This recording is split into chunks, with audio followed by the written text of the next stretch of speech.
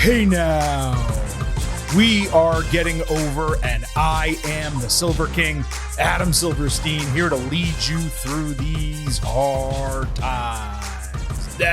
With Getting Over's 2023 year in review for what may have been, and yes, we're saying this for the second straight year, the wildest 12-month span in professional wrestling history. And funny enough, just as we said at the start of last year's show, this is about way more than Vince McMahon, Roman Reigns, the Bloodline, and CM Punk. Funny how that works, huh? An absolute ton went down over the last 12 months, starting on January 1st, and we're going to take you all the way through the day of this taping, December 27th, as we break down everything that happened in the world of professional wrestling over the last year. Of course, we're going to be as comprehensive as we possibly can. But after dropping a 2.5-hour show on your head last year, we're going to do our best to be a bit more expeditious today. So allow me, the Silver King, Adam Silverstein, to kick things off as we always do here on Getting Over with a reminder that this podcast is all about Defy. So please, folks, stop being marks for yourselves and go back to being a mark for me. Go back to being marks for the Silver King. Go back to being marks for Vintage Chris Vanini and the Getting Over Wrestling podcast as a whole. Head on over to Apple Podcasts and Spotify. Leave some 5-star ratings on Apple. Take a little extra time. Leave a 5-star written review. If you do, we will read it live right here on the show. Don't forget to follow us on Twitter at Getting Overcast for episode drops, news, analysis, highlights, all of that good stuff. It is also where you can DM and tweet us questions and comments for the show that, of course,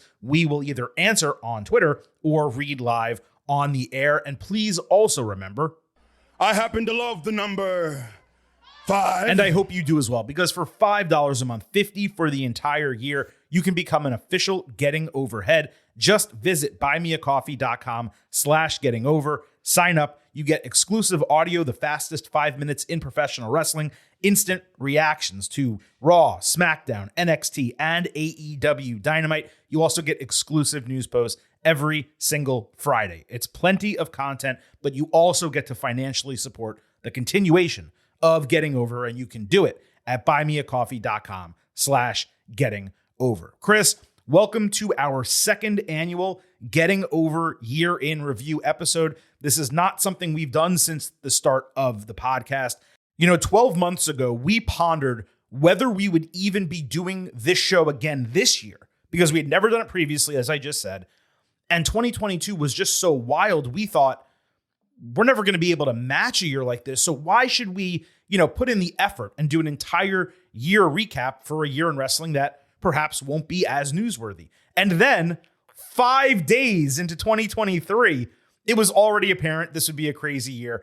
And while I would say the news cycle has slowed down a bit, as we get to the end of 2023, which was very similar to what happened at the end of 2022, it was once again wild for the first 10, 11 months of the year. And you've seen the basics of the rundown that I'm about to, present as part of this show to everyone. A ton happened in 2023, so much that you actually forget some of those items that went down in January, February, March, April. Yeah, I mean, you and I have spent more time on this podcast talking about things like that are not in storyline, just a lot of it. And sometimes the main event of the show, or the news segment that we've added to the start of the show, will go very, very long because there's just so much to talk about. Some of it weaves into storylines, some of it doesn't. I mean, look, 2022, Vince McMahon left WWE. What was going to be bigger than that? Right. Well, in 2023, the company gets sold. So these things just keep going up and up. And wrestling, like everything else, is a year-round sport. It's not just WrestleMania season. There's always something going on. Right. There's no off season. There's certainly a season where things slow down a little bit, but you're never actually off. It's similar to the NFL in that way. I mean, it's certainly different from the NFL in that there's still action all year, and there's shows and premium live events and pay-per-views and stuff, going on, 52 weeks a year. But like the NFL, there's no offseason. There's never a time where you're sitting back and saying, nothing's happening. We don't have anything in the news cycle. We're good. That just isn't possible. And that actually leads into the way I want to start the show, because as I mentioned off the top, we taped last year's show. I think it was the same day, December 27th. Well, that left a few days in the year. So before we actually get to January 1st, 2023 and roll through this year, we have to go back and discuss the things that we missed to close 2022. So quickly, here's what happened after the 2022 year in review episode before 2023 began. So on December 28th, just moments after beating an AEW signed team in FTR for the AAA Tag Team Championship in Mexico, Dragon Lee grabs a mic and announces in the ring that he signed with WWE. He eventually would make his first televised appearance in March. But the fact that that happened, certainly people were not thrilled about that. On the 30th, 2 days later, longtime TNA Impact announcer Don West died. And that same day, there was an edition of SmackDown because it was a Friday. Minutes after Ronda Rousey put on what may have been the best match in this entire latest return to the ring that she had, it was against Raquel Rodriguez. Charlotte Flair randomly comes back to TV, challenges Rousey for the SmackDown Women's Championship, and then wins it in this immensely strange sequence of events that all occurred because Rousey wanted to move to the tag team division with Shayna Baszler on the road to WrestleMania. This was really not that dissimilar, Chris, from day one, the WWE Premium Live event in 2022, because this moment, and it was the 30th instead of the 1st, but it kickstarted a chain of events that led to an outcome that was not ideal for fans. You're going to remember that acquiescing to Rousey here led to women's booking across both brands being screwed up all the way, not only into WrestleMania, but into SummerSlam, because there were so many injuries, plans got diverted, and they were trying to acquiesce to Rousey wanting to work with Baszler, do this long program, team with her, win the titles, and then ultimately drop them and split up. But everything got screwed up because of this, because they had to change the title, they had to put it on Flair, and because Rousey had to be in the tag team division. Yeah, we were so confused by that moment at the time, and things only got weirder from there. To have Charlotte return and get a good pop, get a babyface reaction. She talked about that, like when I interviewed her a couple months later, about how rarely she has the opportunity to do that. But for it to come immediately winning the title again, it just kind of took all the air out of it, and it just kind of stumbled from there. One real quick, going back to Don West and TNA, we didn't talk about that at the time, I don't think, on the pod. Obviously, we don't talk a lot of TNA on here, and I didn't watch TNA much during his time, but he is the voice I associate with that promotion. Absolutely. Like even now. And I saw there were a lot of good tributes at the time, a lot of good super cuts and clips of various things. And, he made a major impact on that company. So I guess I wanted to come back to him real quick. No, I'm glad you did. I didn't mean to skip over him by any means.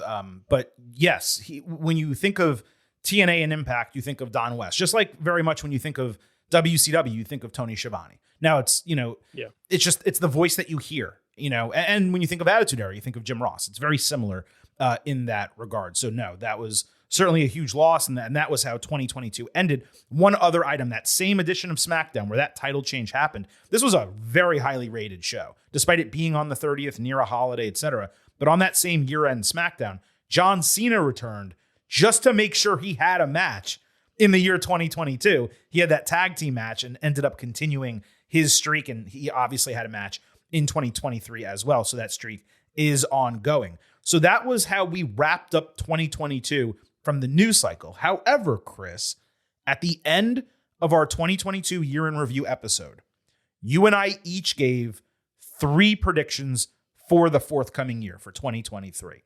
I thought it'd be a little bit of fun before we get into the 2023 year in review to go over those predictions and see where they stand as of now. And we do have a little bit of help from LA Knight, who's going to grade these predictions for us. So let's go back and forth, okay? We'll go with one of yours, one of mine, and we'll go from there. Your first prediction was that Matt Cardona would return to WWE. No. That did not happen. Didn't even come close to happening, as far as we can see. It did not. Chelsea, I don't remember exactly when Chelsea Green came back, but she's there. And in 2023. Actually, Matt Cardona did a interview recently with Chris Van Vliet where he was kind of surprised that basically everybody who got fired got a call back, except him. But he's still doing well, and I still think he'd be a great fit to come back. But yep, I was wrong on that. Yeah, many did. I would love to see Cardona just in the Royal Rumble. Just come back, do it, see what kind of pop he gets. And then if you want to sign him, sign him. But I think that'd be cool for him, his brand, and it would be cool for WWE as well.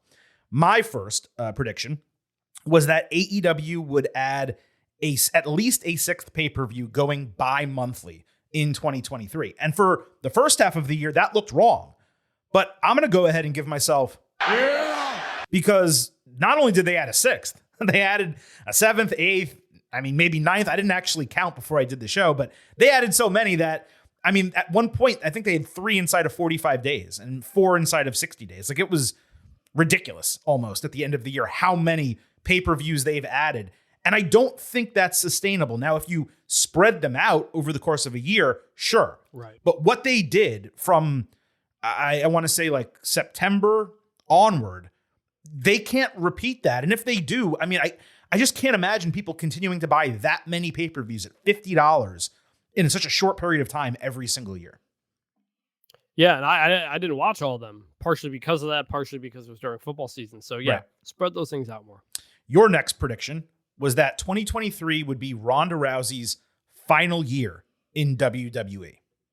Yeah! And you definitely got that one right because she has let her contract expire and she is no longer with the company. And remember, this was before the losing the title that we just said. So at the time correct. Said this, she was the champion. So it just for whatever reason was not working in WWE. Coincidentally, I was at her last match in WWE SummerSlam against Shayna Baszler. She did make an appearance later. We'll get to that in the year in review. Maybe she comes back again down the road or something. Sure, but yeah, no, I at the moment. The prediction is true. Well, I think it's true no matter what, because you were saying basically, as of this contract, she will at some point leave WWE.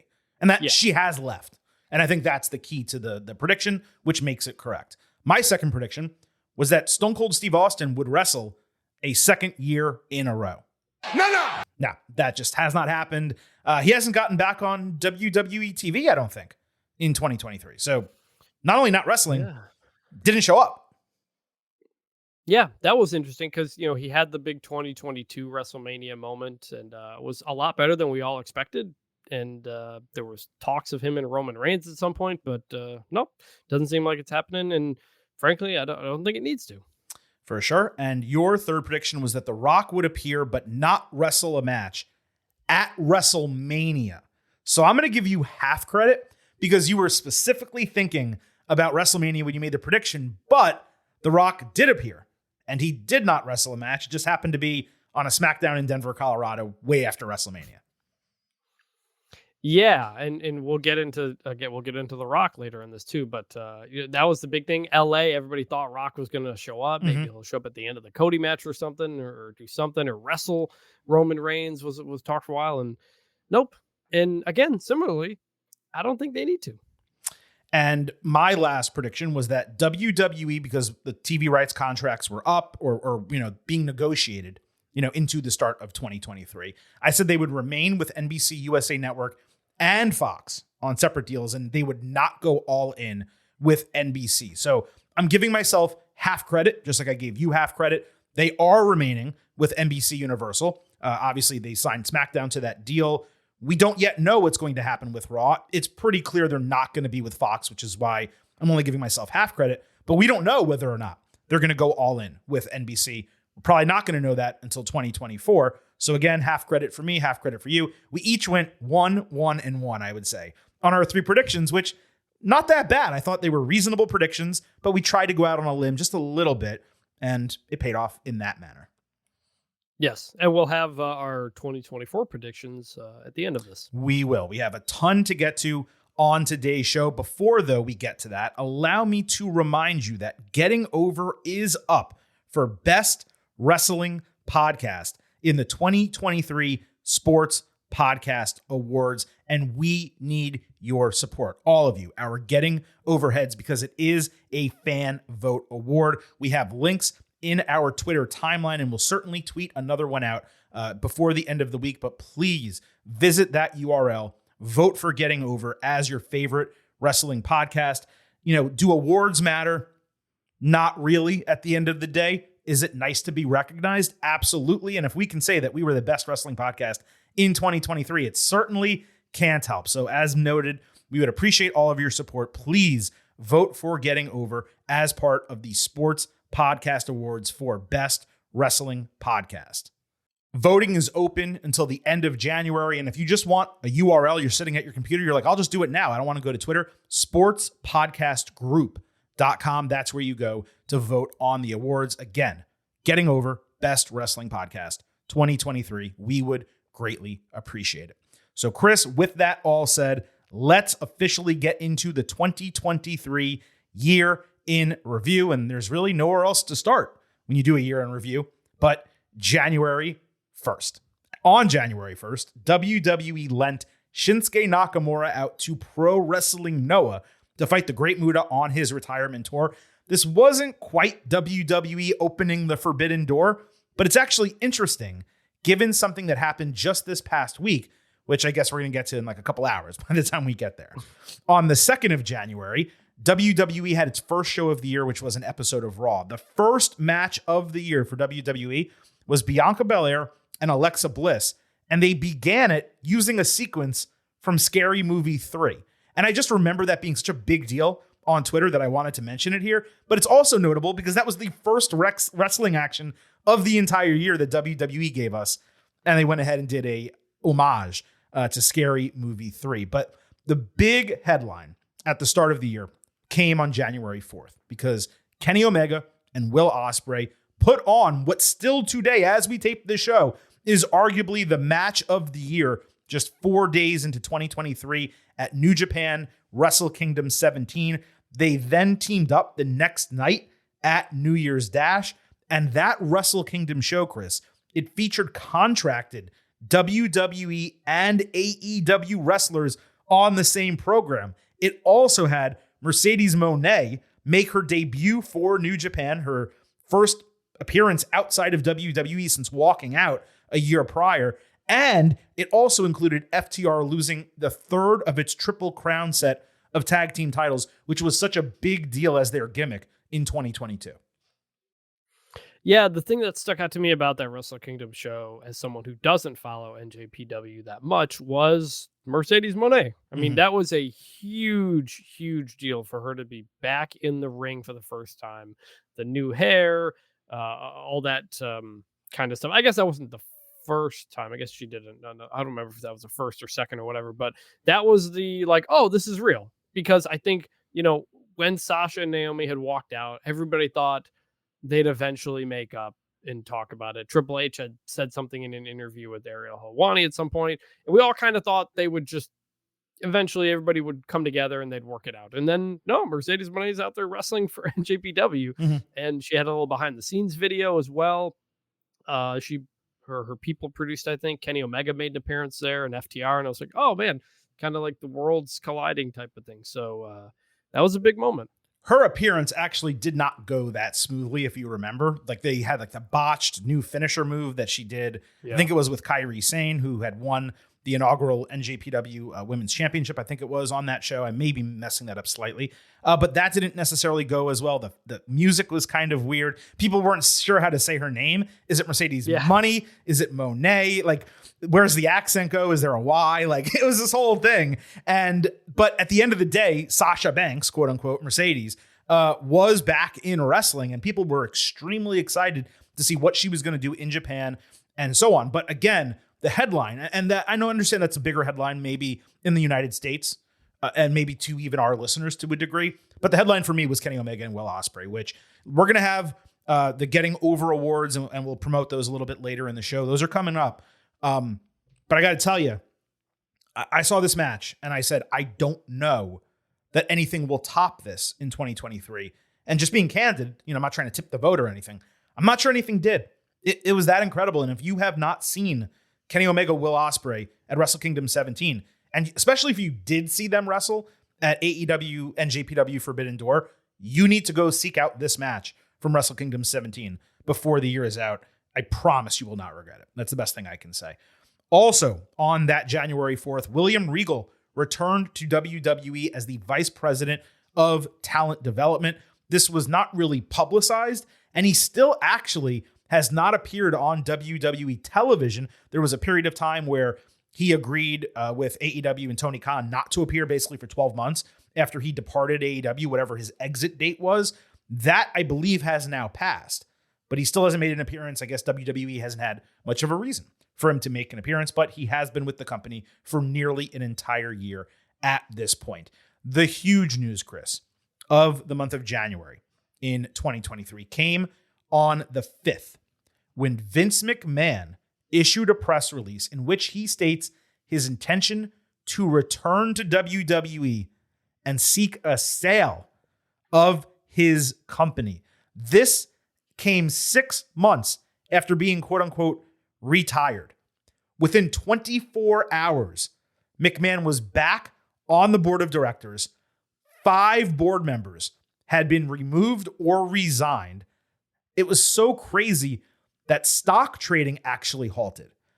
Within 5 days, Stephanie McMahon resigned as co-CEO, leaving Nick Khan as the lone CEO of the company. And Vince was unanimously elected executive chairman of the WWE board of directors. At that time, there were rumors that Saudi Arabia's Public Investment Fund, which is what pays WWE for its events that it airs there annually, the Crown Jewel and anything else that they actually have. The rumor was that the PIF was going to buy WWE outright. And this came up, I believe it was like on a Tuesday night, and rumors were running rampant on Twitter. Of course, it's wrestling journalism, and people were running with unsubstantiated shit, and people were worked into a frenzy.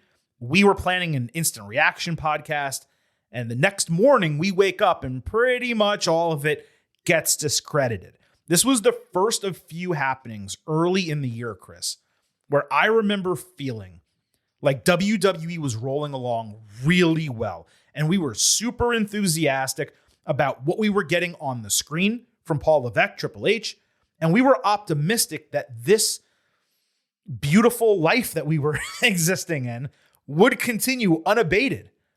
But this was one of many times in the year where all of a sudden it felt like a wave of depression came over me. Like, you're feeling so good, you're being so positive and optimistic. Here, we're going to go shit on you.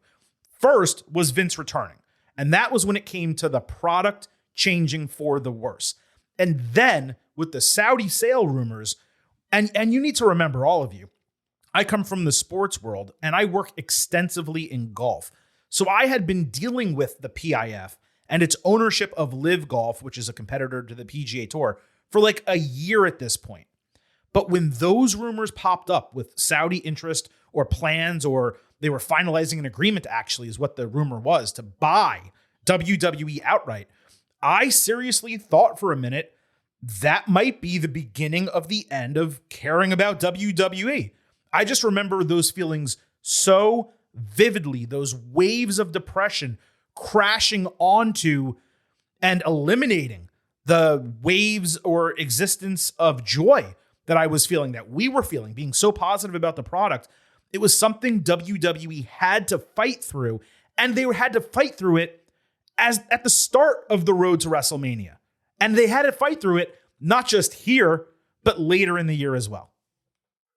Yeah, I mean, Vince coming back, that was like panic mode for a lot of reasons. One, we thought, oh, he's going to take over, again, lower on the totem pole of what's important, but everybody thought, oh, Vince is going to take over creative again from Triple H, and this product we've enjoyed for 6 months is going to go away.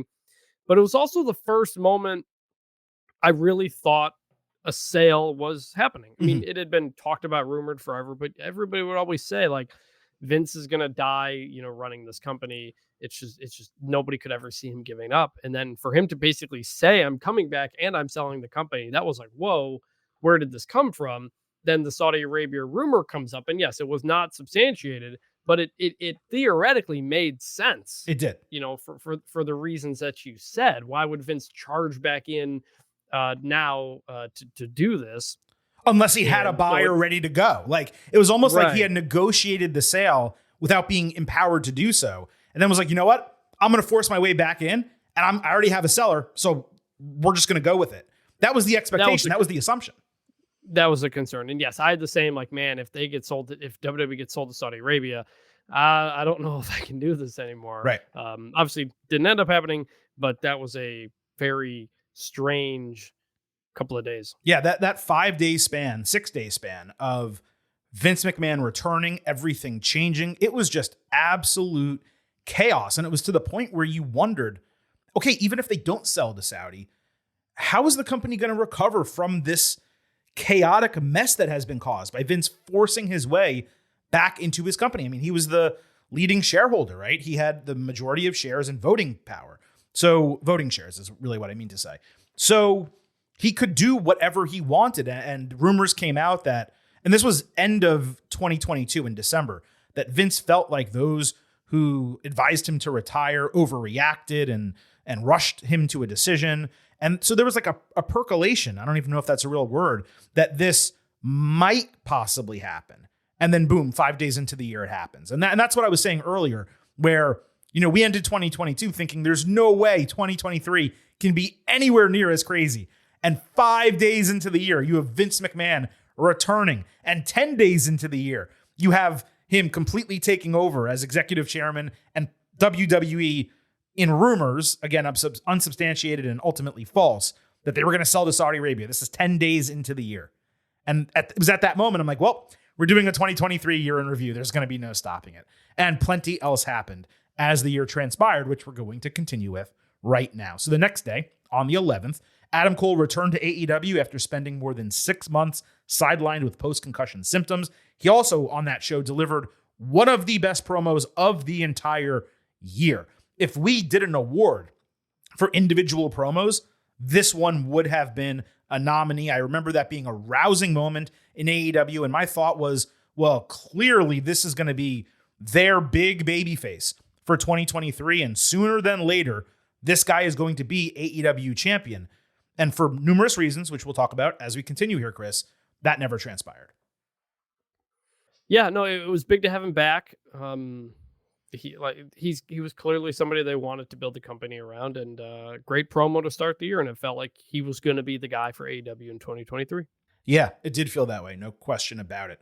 On the 17th, Jay Briscoe died in a car accident, and AEW honored him both that week and then on the 25th with a special show. There was some controversy. His brother initially was not allowed to appear due to some issues that Warner Brothers Discovery had. Ultimately, they worked it out. Mark was able to get on TV, and he's actually been a featured player for AEW ever since.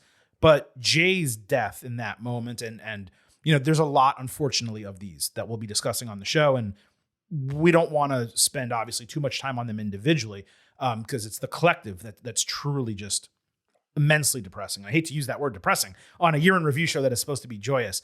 But Jay made a huge mark on the industry, left a huge mark on fans and wrestlers and those that worked with him in AEW and Ring of Honor as well. And it continued an extremely, I would say, rough string of news to kind of kick off the year. Again, we had Don West right at the end of 2022, and then Jay Briscoe 17 days into 2023. So 2 days later, Vince McMahon reaches a multi-million-dollar legal settlement with Rita Chatterton over her long-standing rape allegations dating back to 1986.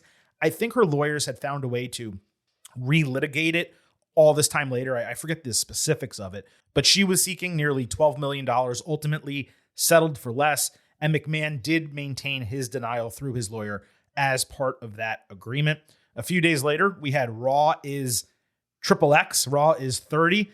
This had an incredible opening hour that included the trial of Sami Zayn, the Undertaker and Bray Wyatt moment, which is even more infamous now than it was then. And it was here, Chris, where I started coming around to thinking, all right, the Royal Rumbles this weekend, I think WWE might be okay after 2 really rough weeks. things picked back up. Momentum picked back up ahead of the Royal Rumble.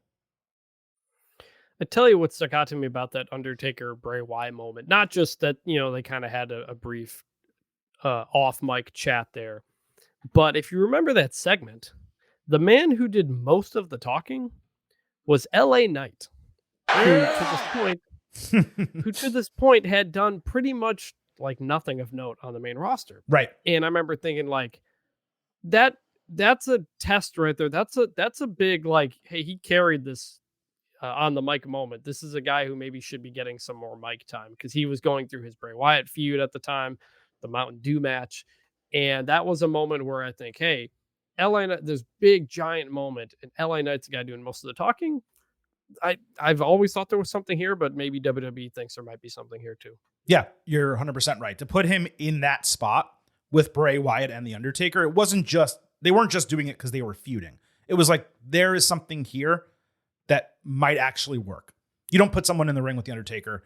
And we saw this later when Undertaker went down to NXT, spoiler alert, where you don't put someone in the ring with him unless you truly believe in that person. And they believed in LA Knight in this moment, no question about it. It's the first inkling that we got where they actually potentially believed in LA Knight. So a few days later, we had the Royal Rumble on the 28th of January. Now, obviously, a lot happened at the Royal Rumble. Cody Rhodes and Rhea Ripley emerged as the right winners. Ripley, the second youngest Rumble winner in history, and one of 4 ever, male or female, to go wire to wire.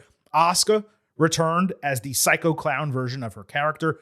Piper Niven returned as Piper Niven, which was huge in the moment.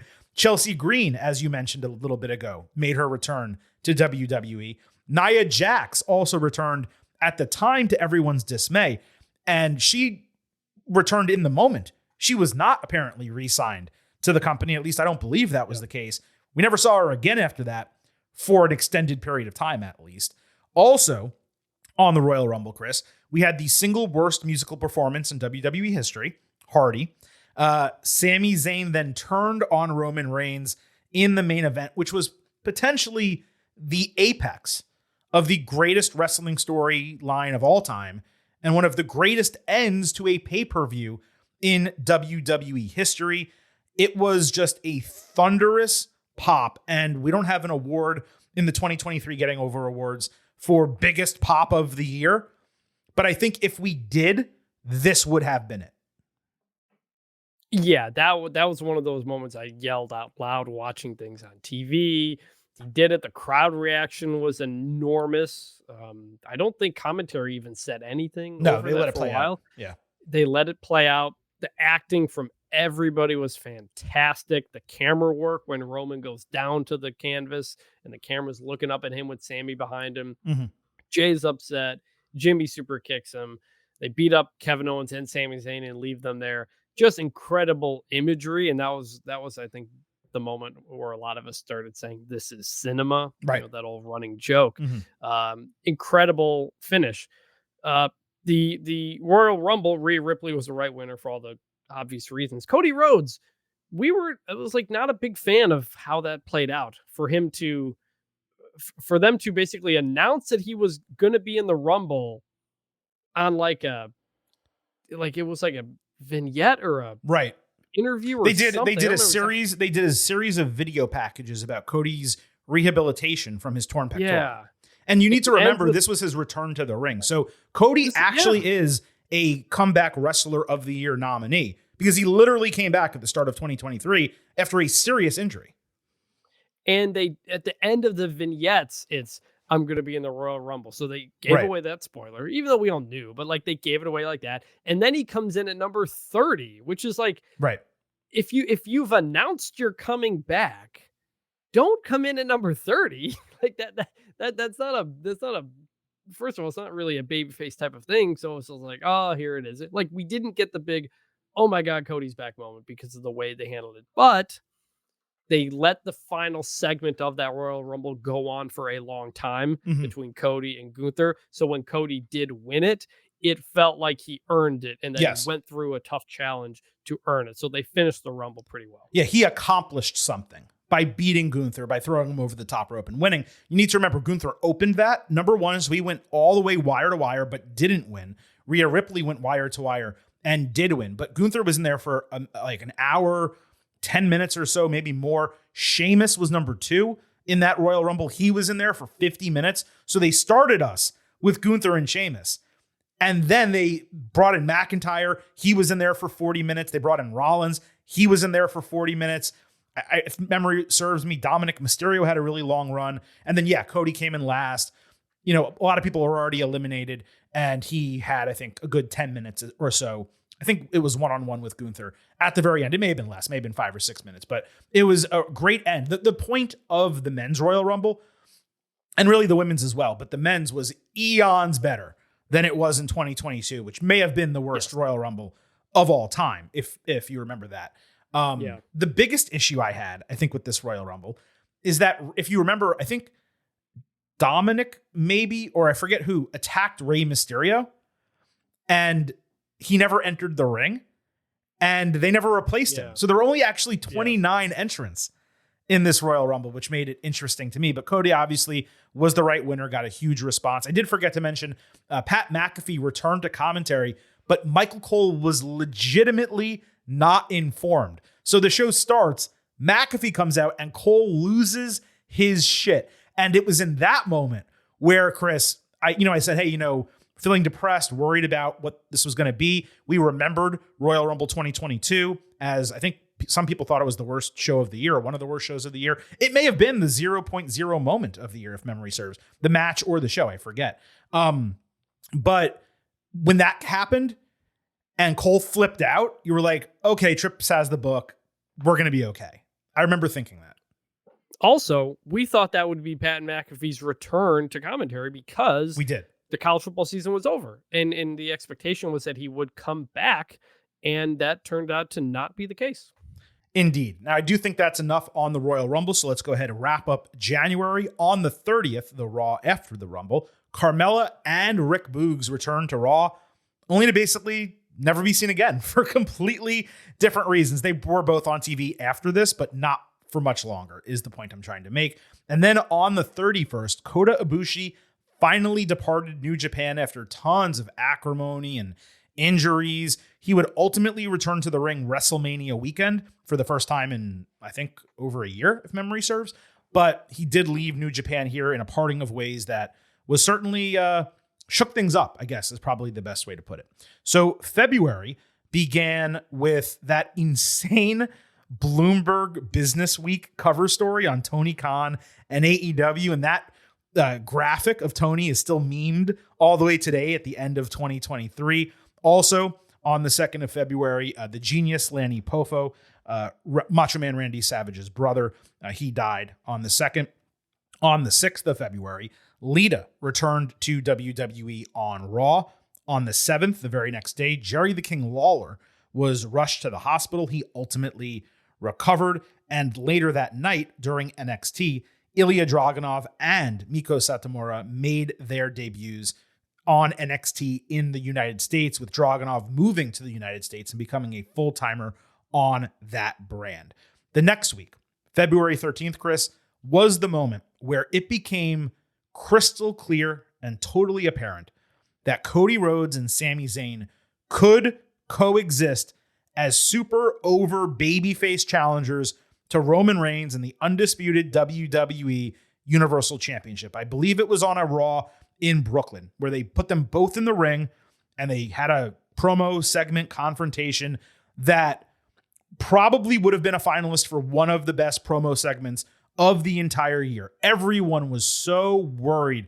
There was so much conjecture. We discussed it briefly on the podcast that fans are going to turn on Cody because they love Sami so freaking much. Instead, they were both in the ring together on Raw and got immense cheers, crazy pops. They teamed up. They supported each other. I believe Cody said something along the lines of, look, yeah, I'd love to beat Roman Reigns, but I just want to be WWE champion. And if I have to face you at WrestleMania, that's even better. So go beat him. I think it was something along those lines. Yeah. It was a great segment. It was the Go Home Raw to Elimination Chamber, which was in Montreal, Quebec, Canada, of course. And, you know, it also maybe, Chris, was the genesis of what we saw throughout 2023, which was WWE time and again, person after person, creating more and more insanely over baby faces. Cody, Sammy, LA Knight eventually, Jey Uso eventually. We could keep going. But it really kind of started here where maybe WWE learned, but definitely the fans began to accept that this is not the WWE of old under Vince McMahon, full creative control, where only one person can be popular at a time and only that person can win and so on and so forth. Triple H figured out a way to get both these guys immensely over, and it paid off substantially, not just here, but through the duration of 2023. Yeah, exactly. Because coming out of that Rumble, everybody online was saying, how can you have Cody be the guy to beat Roman? It has to be Sami Zayn. Mm-hmm. Look at how the Royal Rumble ended. That's the better story. And we were right. We were only used to one guy at the top getting the attention.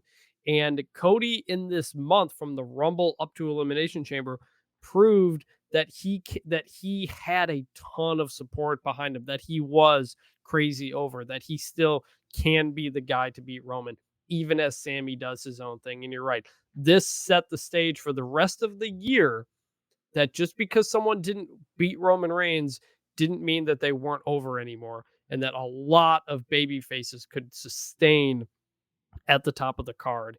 And we end 2023 with arguably the most over roster we've had in more than a decade. Yeah. And let's just move right there to WWE in Montreal, because they had SmackDown on the 17th and Elimination Chamber the next night on the 18th. Sami Zayn got two of the biggest entrance pops I can ever remember, and maybe only rivaled, Chris, by the fact that, CM Punk returned after, whatever it was, 7-8 years off at AEW a couple years ago, and then eventually at WWE at the end of 2023. But these responses that he got in Montreal during SmackDown, and then his entrance to Elimination Chamber, and I think people actually forget what that response was, because it wasn't just during his entrance. It wasn't just while the ring announcer, and I forget if it was Samantha Irvin or Mike Rome, probably Mike Rome, since it was, probably Samantha Irvin, since it was SmackDown at the time. But when they were doing the ring announcing before the match, what I think people forget is after the bell rang, how long the fans were cheering for Sammy and booing and chanting against Roman Reigns. And then not only are the fans going absolutely wild for them at the start of the match, they go ahead and put on an absolute freaking banger that is definitely a finalist for Match of the Year, despite the finish not being what many fans wanted.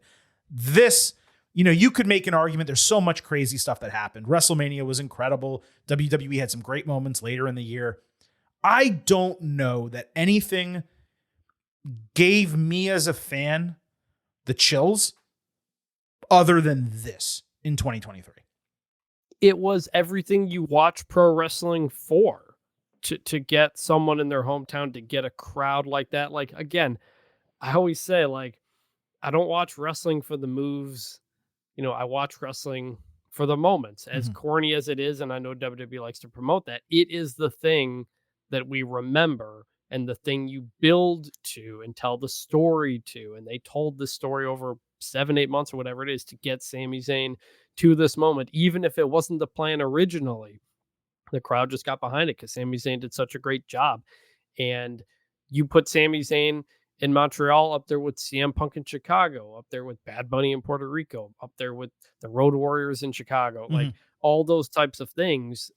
It put Montreal back on the map as a place WWE, I think, is going to go back to more often. And it was as much as you could define as a moment as you could get in 2023. Yeah.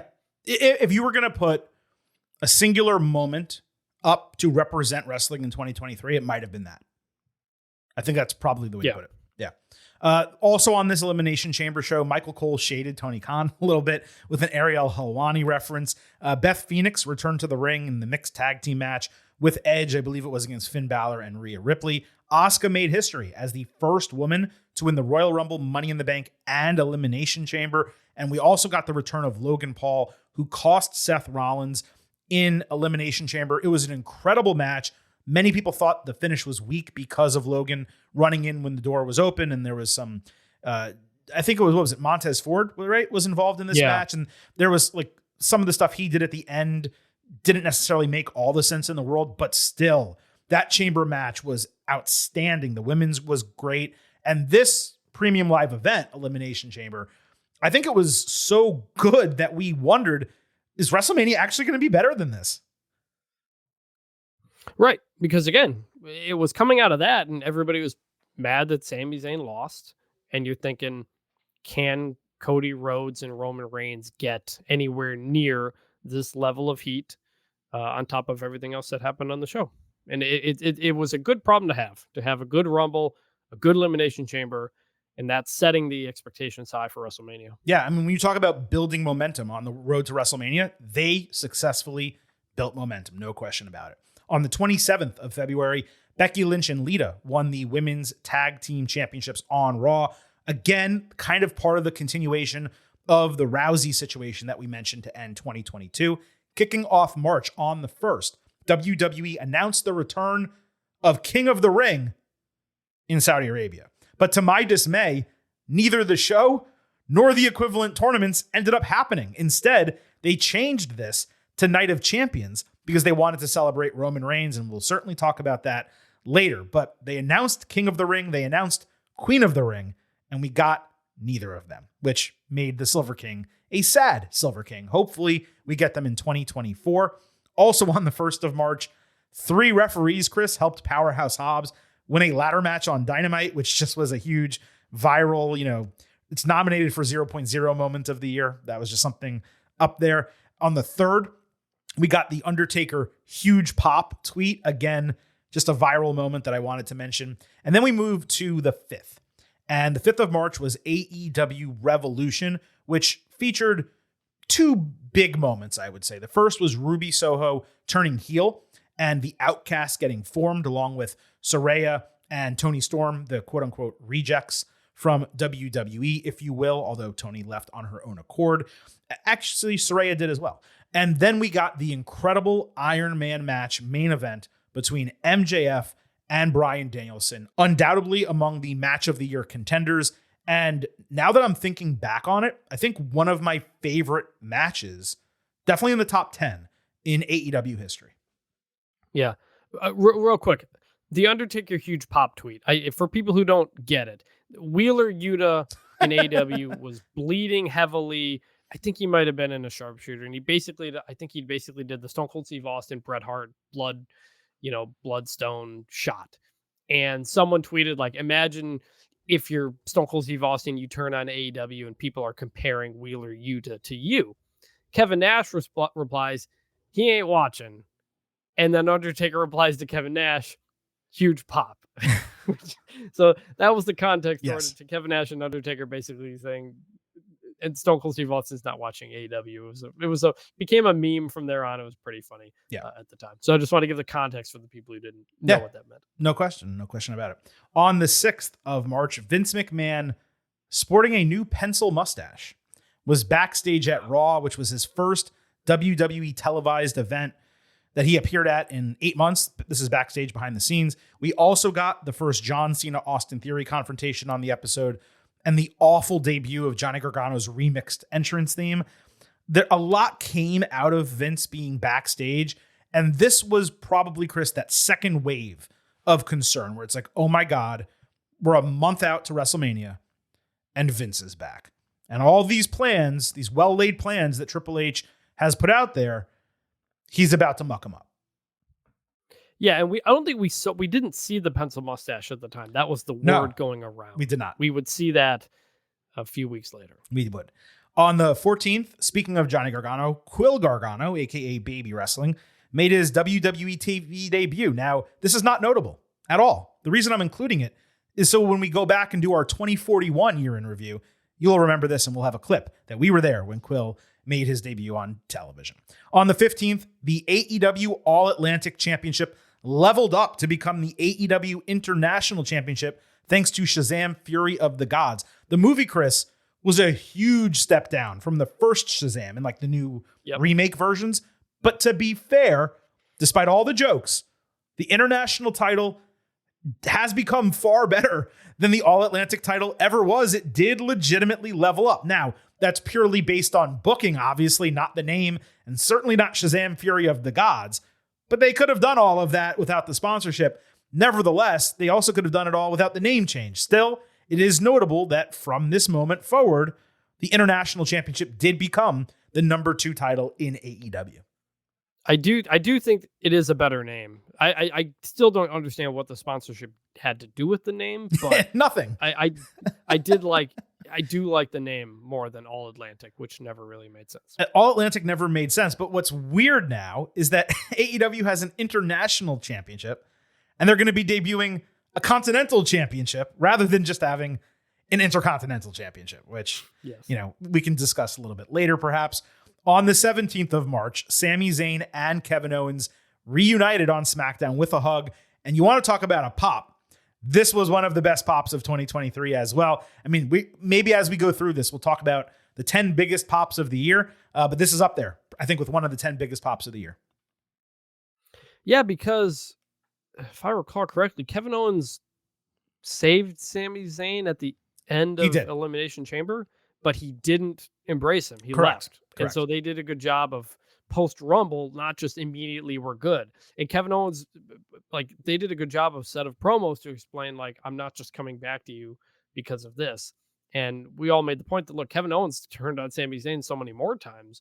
And then eventually they built up to it, and then you get it. And it was a great moment. Yeah, the key to this was coming out of Elimination Chamber. The thought was, okay, well, clearly they're going to do the tag team match, which makes the most sense. It gives Sami a big moment. It gives Kevin a big moment. But they got to reunite as a team and friends. And they just didn't do it. And we're waiting. We're like, when the hell are they going to do this? And now here we are, the 17th, 2 weeks out from WrestleMania. They finally reunited. And I believe it was the following Monday or maybe the next Friday, they actually challenged for the tag team titles. And that was how we got that match for WrestleMania. On the 29th of March, Bryan Danielson and Adam Cole both returned to AEW on the same night. Now, obviously, Danielson wasn't gone that long, and neither was Cole, but both had injuries that kept them out of action for a short period of time. They came back. It's just funny that they returned on the same night where they debuted on the same night. I'm not saying it was the same location or the same date or anything, but they just did it together. So that was notable to me. This was Cole's second return of the year, as I noted, and it was after one of 2 injuries that would ultimately derail his 2023. On the 31st, we had the WWE Hall of Fame coming after the go-home SmackDown before WrestleMania 39. Rey Mysterio finally joined the LWO officially after 3 decades as part of this. This was unique because it was an active wrestler being introduced. They also did the really cool deal where Rhea Ripley and Dominic walked out of the ceremony because they couldn't stand him being honored. Conan had arguably the greatest Hall of Fame introduction ever when he brought in Rey Mysterio. We had the great Muda with Ric Flair and Asuka. That was super cool. It was just a real memorable, notable WWE Hall of Fame ceremony, and Triple H definitely had his hands in here. I believe Tim White was honored. Andy Kaufman was honored. These are people who should have been in the Hall of Fame years ago. Kaufman decades ago. And it just wound up being a real notable Hall of Fame ceremony. Very solid class with a great capper in Rey. You weave it into the storyline that plays into WrestleMania. And we'll talk more about that whole feud, but just really well planned out and set up. And I know there's stories or whatever now that Triple H has full control over the Hall of Fame, whatever that means.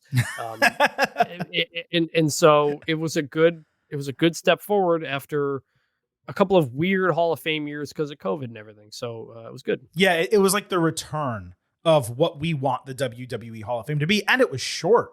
You know, some of those had dragged on for years and years.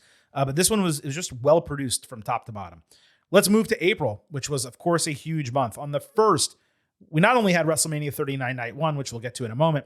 The day started with NXT Stand and Deliver. Indy Hartwell got over the hump and finally won the NXT Women's title, only to injure herself a few weeks later and ultimately have to relinquish it. And then she eventually got called up to the main roster. Johnny Gargano put on an absolute banger with Grayson Waller, and Carmelo Hayes beat Braun Breaker for the NXT title. The only negative about this show was the crowd was simply atrocious, and I could not figure it out. Maybe because it was early and it was in Los Angeles, and Maybe people just bought tickets to get tickets to WrestleMania because they did a package deal. I'm not sure, but they got to figure out a way to make sure the stand and deliver crowd is better this year than it was in 2023. I should say in 2024 compared to 2023. But Chris, let's just go to WrestleMania 39 night 1. So we had the men's tag team showcase match, which just exceeded every expectation you could possibly have. Everyone was wondering, why is this on the card? They're just throwing names on there. It doesn't make any sense. It's not going to do anything. That shit delivered. Seth Rollins versus Logan Paul. Speaking about delivering, that over-delivered. I believe they had that fun spot with like KSI and a Prime bottle thing on the table. He did the frog splash. That went viral.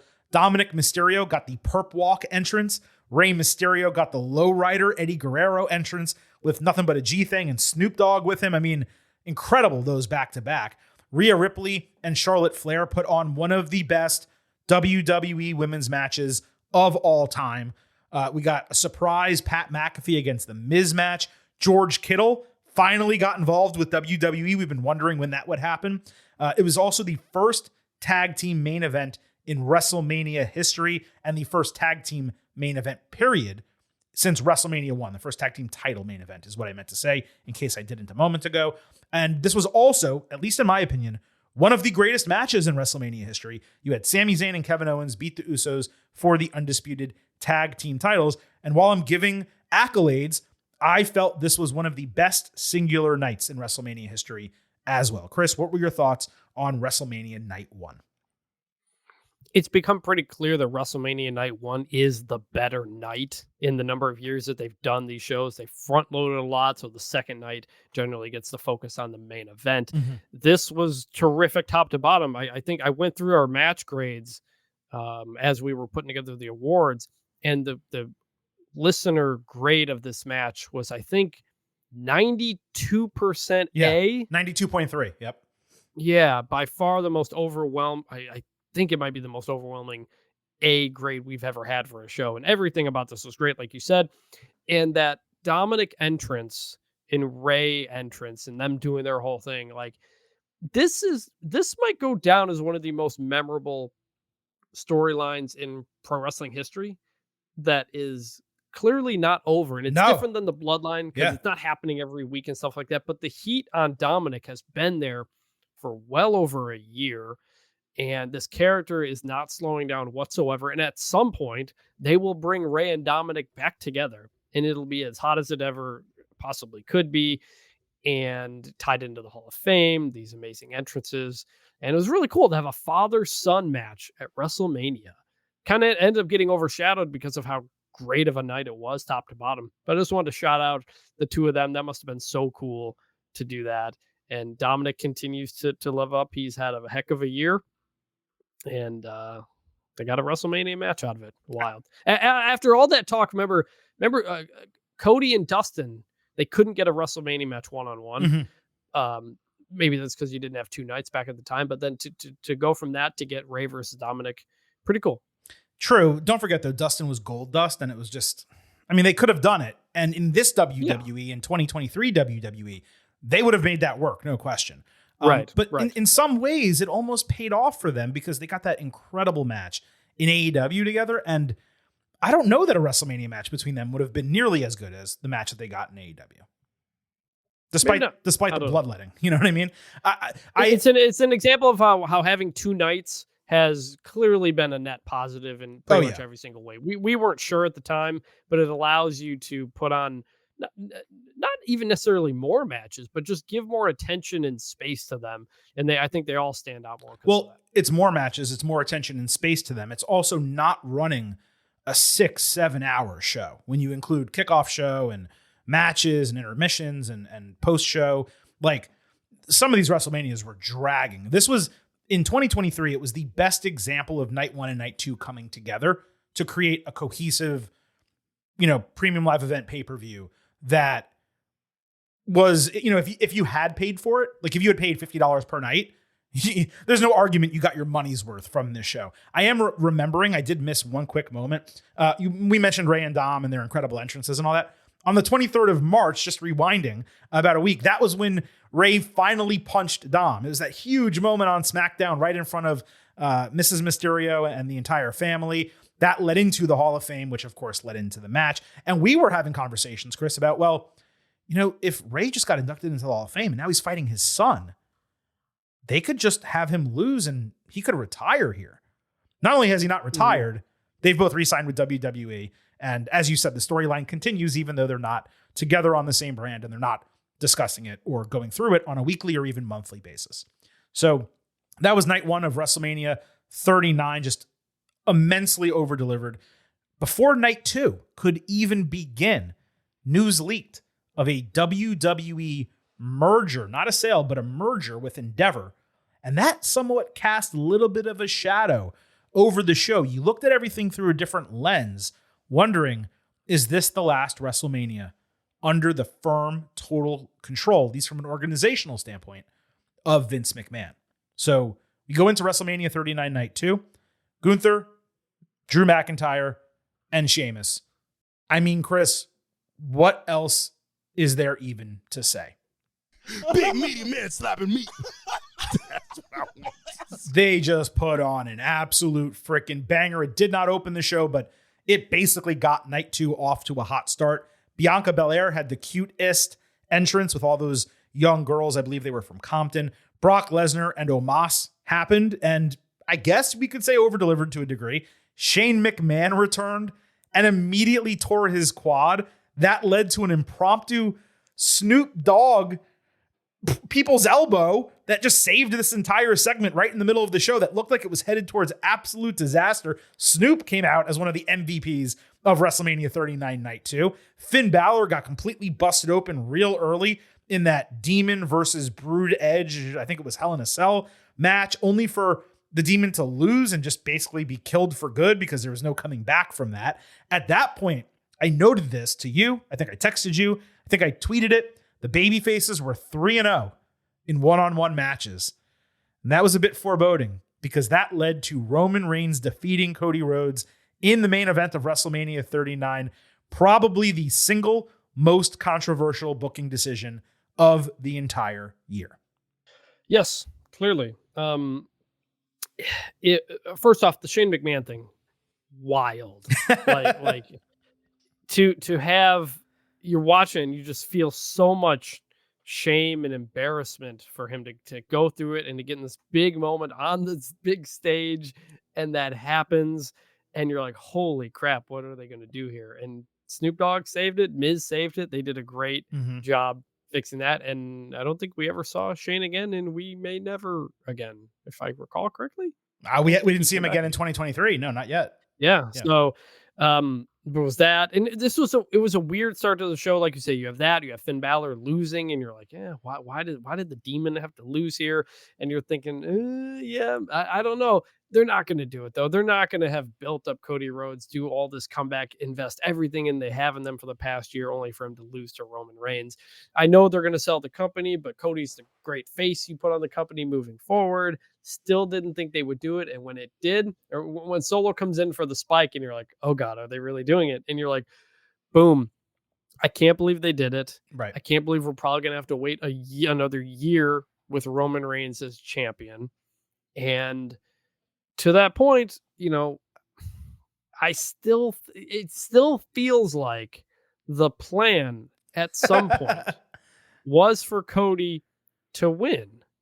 And at some point it changed because the way much of the next several months played out, Roman didn't need the title. Well, we'll get to that. And we'll get to the way the rest of the things played out, but I still believe that Cody was supposed to win at some point, and they changed it. Whether they changed that, to their credit, I guess, whatever, they claim that was not the case, both through official channels and through unofficial channels. They've put it out there that Cody was not supposed to win the title, and even in the months leading up to it, like from the Royal Rumble win onward, he was not winning the title. That's what they say. And the big quote that came out from Triple H in the post-show press conference was, quote, "If I didn't feel like we had a compelling story on the other side, it wouldn't have been the decision." Which is wild to just think about, by the way. The Triple H is talking about booking decisions in a WrestleMania press conference. Immediately so after this is the world we're in now. It is kind of wild that they've opened that door and are still kind of balancing that pretty well.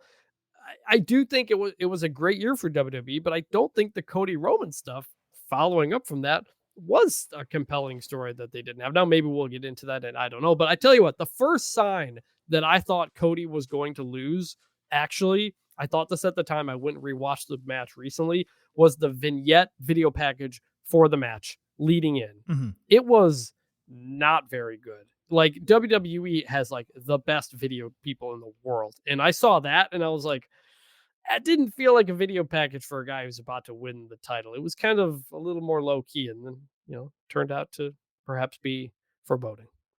Yeah, I remember thinking that as well. Again, coming out of the stat that the baby faces were 3-0, because when we did our ultimate preview for the show, we were thinking, okay, well, clearly Finn Balor is going to beat Edge, and this is going to happen, and this is going to happen. And I was like, well, if that happens, then it makes sense that you have Cody win the title. But, and Brock Lesnar was a babyface. So we're like, oh, Brock's going to beat Omos, and Balor's going to beat Edge. And so it's going to be 2-2, and we're going to be able to go into this final match.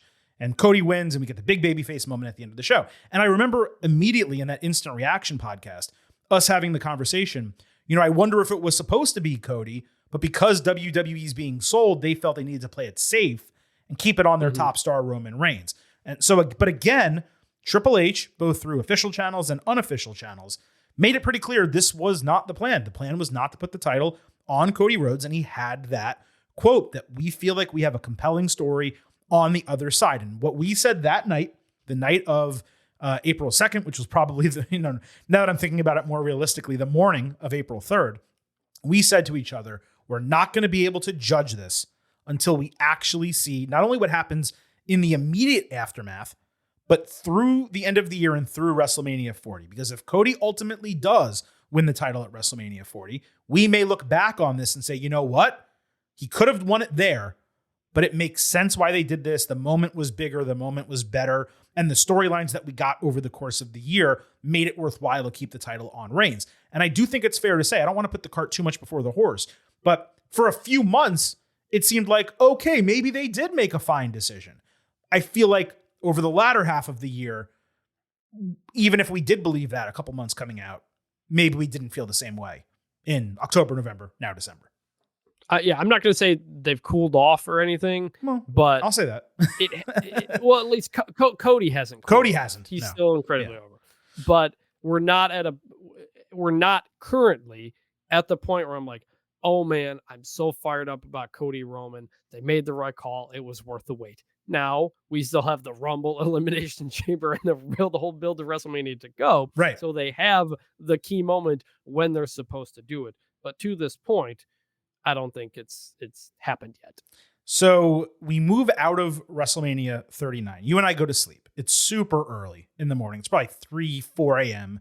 Eastern by the time I get to sleep. And I wake up and I'm preparing for a trip. I'm giving you guys a little bit of inside baseball here, okay? This was my wildest day of 2023. Because again, I went to sleep probably at 4 a.m. I had to wake up probably at 8 a.m. and drive from South Florida all the way to Augusta, Georgia for the 2023 Masters. And I promise you there is no complaint about going to the Masters. However, Chris, before I could leave the house and before you could leave your house, you were going somewhere, I think, as well, right? Yes. I don't remember where, but I remember I was in the airport. You were, something was happening. We find out that the WWE merger with Endeavor that was rumored 24 hours earlier officially got announced. And they would be known eventually as TKO, which we now know today. They clearly timed this purposefully to happen right after WrestleMania, because to keep WWE in the headlines, continue momentum coming off a highly acclaimed show. You and I had to jump on the horn here, tape an instant reaction podcast immediately after we had just done the instant analysis to WrestleMania 39. I finally get into my car and end up driving. I get delayed about 2 hours. Chris, I then arrive in my hotel room. I shit you not. I close the door to my hotel room at 7:59 p.m. By the time I finally got up there, turned on my TV and had to watch the Raw after WrestleMania. We'll get to that in a moment, but the merger happened. Obviously not official. We'll talk about it when it becomes official later as we break down this year in review. But I just remember that morning being as chaotic as any morning I had this entire year. Yeah, and that was the day we saw the Vince pencil mustache. Right, because he was on And TV doing the interviews, right? He did a CNBC interview with Ari Emanuel, and I could not believe this was real for so many reasons. Nothing on my screen I could believe. I was watching it on my phone. I remember I was in the DFW airport, and I'm looking at this. I'm like, Vince McMahon is selling the company. I cannot believe this. And he looks like a cartoon, like Pink Panther villain. Yeah. With this mustache. Like, what in the world is going on? And that it created a spawn of jokes about Vince and all that kind of stuff. One of the most memeable people in history and all that. But more than anything else, yeah, merging with the parent company of UFC, and didn't quite know what to expect. They tried to say, hey, Triple H is still in charge of creative, and it was going to take a while for it to really go into effect. We emphasized that, like, hey, this isn't turning over right now, but things are going to be different for WWE, and we just don't quite know how. And so it was a pretty crazy day after a surprising WrestleMania. So I get to my hotel. Oh, I remember. I was in I was on my way to Birmingham, Alabama. That's where I was. I remember. For what? Like a story? I watched the Raw because I watched the Raw after WrestleMania there, and we'll get into that. So why were you in Birmingham? I went to see Trent Dilfer. For UAB in UAB football. Yes. Gotcha. So that's what we talked about Cookout. Yes. Okay. Yeah, we did have the conversation about Cookout. You're right. So you get to Birmingham. I get to Augusta, two random cities in the South, by the way. I mean, just for us to happen to be in it. And you know what? Now that I'm thinking about it, we were not far from each other. You know, Birmingham and Augusta is really not that bad. I don't think. I could be wrong. You know what? Maybe it is. I think Birmingham's further south and west. But regardless, we're both not home after we had just taped an instant analysis and an instant reaction. Like I said, I closed the door to my hotel room at 7:59, immediately turn on the TV, throw my bag. Raw after WrestleMania begins. And you know what? It started on fire. You had Cody Rhodes standing up to Roman Reigns. We're saying, oh, they're going to continue this. They're not messing around here. Brock Lesnar comes out, aligns with him. And I would say through the first 90 minutes of the show, even though there were no returns or no debuts that I can remember, it was pretty good. And then the second half of this show went as far off the rails as any show that I can remember, including Brock turning on Cody for no legitimate reason. And eventually WWE finding maybe half a reason late in their 3-match feud that we almost had to explain for them on the podcast. We would then come to learn, Chris, between the end of this show and us taping our WWE episode, I think it was much later the next day on Tuesday, that Vince McMahon took over creative for the night, which turned WWE on a dime from having the most momentum it had in decades coming into that Raw after WrestleMania into this entirely depressing 48-hour span where you have Cody not winning the title. We looked at that as a tipping point because we didn't know at the time like what was for sure what we could believe. We looked at it as, oh, Vince comes back. He doesn't let Cody win the title. He absolutely ruins the Raw after WrestleMania, and WWE is headed off a freaking cliff. And we tried to put it in perspective, and we did. If you go back, I'm actually proud of that Raw after WrestleMania episode. And I actually think I only did it myself. I don't even know if you were on that show. It may have been me solo, and you discussed it later in the week in the next episode. But I remember like trying to put everything in context and trying to calm everyone down. But at the same time thinking like, this shit's bleak. Like Vince went away and everything improved. And he came back, but he didn't really get his hands involved. And everything kept improving and being really, really good. And then all of a sudden, shit was bleak. WWE was headed off a cliff. And our worst fears were realized. That, again, was one of those moments where it was that wave of depression where it's like, why can't I just enjoy this thing that is better than it's been in so long? Why does Vince and why do all these incidents have to keep happening to kind of stall that momentum? And that's what I remember feeling on April 3rd, the Raw after WrestleMania and the 4th. Right. We go from Cody surprisingly losing, company is sold, Vince is in charge, Raw after WrestleMania happens. Yeah. And you're like, oh, so we're going back. And you're right. I think I remember I was in the drive-thru at Cookout, I think, listening to this episode, so I must not have been on it. Yeah, you weren't. And you said, I'm pretty sure in this episode when you said like, just, by the way, Vince was already in town because of WrestleMania. This doesn't mean he's going to be on the road all the time. Fingers crossed. He hadn't been before. Yeah. You laid out this possibility that, look, it may just be because Vince was there and he's not going to be there every week and things might still be okay. And I think that proved to be accurate. Yeah. But yes, at this time, there was understandable reason for everybody to be concerned again. Yeah. And we ultimately found out that Vince was, Triple H said he was consulting Vince for higher level things here and there, not counting this show. But that he largely had control. And whether that was true or not, the product did not suffer really beyond this Raw after WrestleMania. SmackDown was fine. The next week's Raw was fine. And everything continued pretty much as it had been continuing. But this was such a sore moment that you couldn't help but look at it as, like, is this going to be a turning point where all this stuff that we've loved since SummerSlam that Triple H has done is just going to get thrown in the trash and we're starting right back over to the WWE we had been, let's be candid, suffering through for years upon years. And so many people were pessimistic, myself included. But you're right. It was that shred of optimism where it was like, look, he's there. He was selling the company to Endeavor. I think they were based in Las Vegas. So clearly they easily could have been in Vegas and LA working on the final terms of the merger, not the sale. He was there for WrestleMania, which was there. And he was there for the Raw after WrestleMania. So he came in and said, I'm going to change this and this and this, and does this whole thing. It was maybe my worst version of a Vince McMahon impersonation. I'm pretty good, but that was my worst edition of it. And my hope was it's just one night. And ultimately, it proved to be just one night. But we did not know that on April 3rd. We did not know that on April 4th. And it wasn't until much later where we were able to relax coming out of that. So let's keep going here with April. On the 4th, the day after this Raw after WrestleMania on NXT, Braun Breaker finally turned heel, which was a moment for me because I've been asking for it for about 6 months. And I think that's proven out to be a great change. On the 5th, Jay White debuted as a full-timer in AEW. And this was not only notable because he's an immense talent, Chris, but the conjecture coming into the year and really coming into WrestleMania was that Jay White would sign with WWE. And we came to learn that WWE basically froze its hiring to a degree and cooled off on Jay White and just kind of stopped getting back with him and maybe never offered him the contract that everyone expected he was going to get. It seemed like it was happening, it was a no doubt happening. That doesn't go down. And Jay White goes, you know what? Screw it. I'll sign with AEW. And I think he's done pretty damn well over there so far. There's some booking issues I've had, but all in all, featured player, quality matches.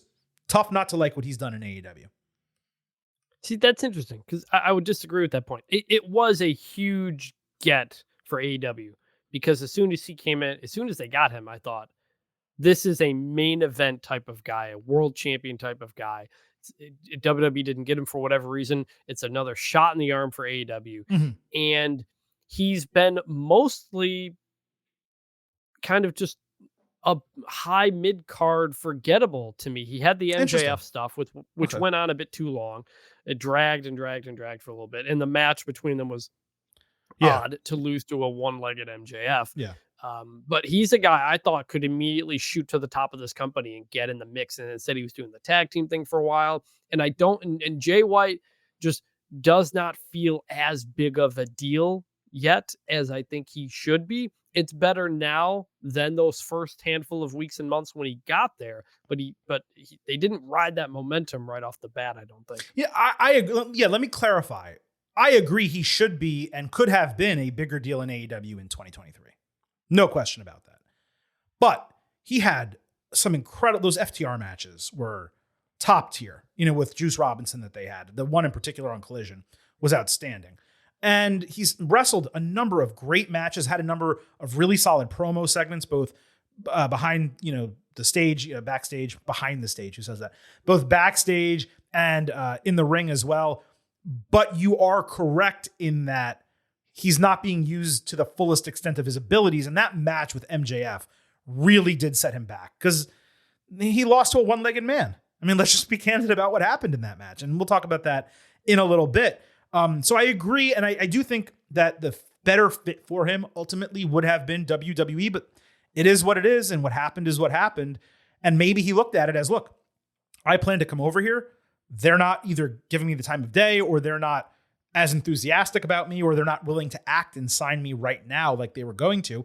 Well, I'm going to go take the deal with people I know in a place that I like.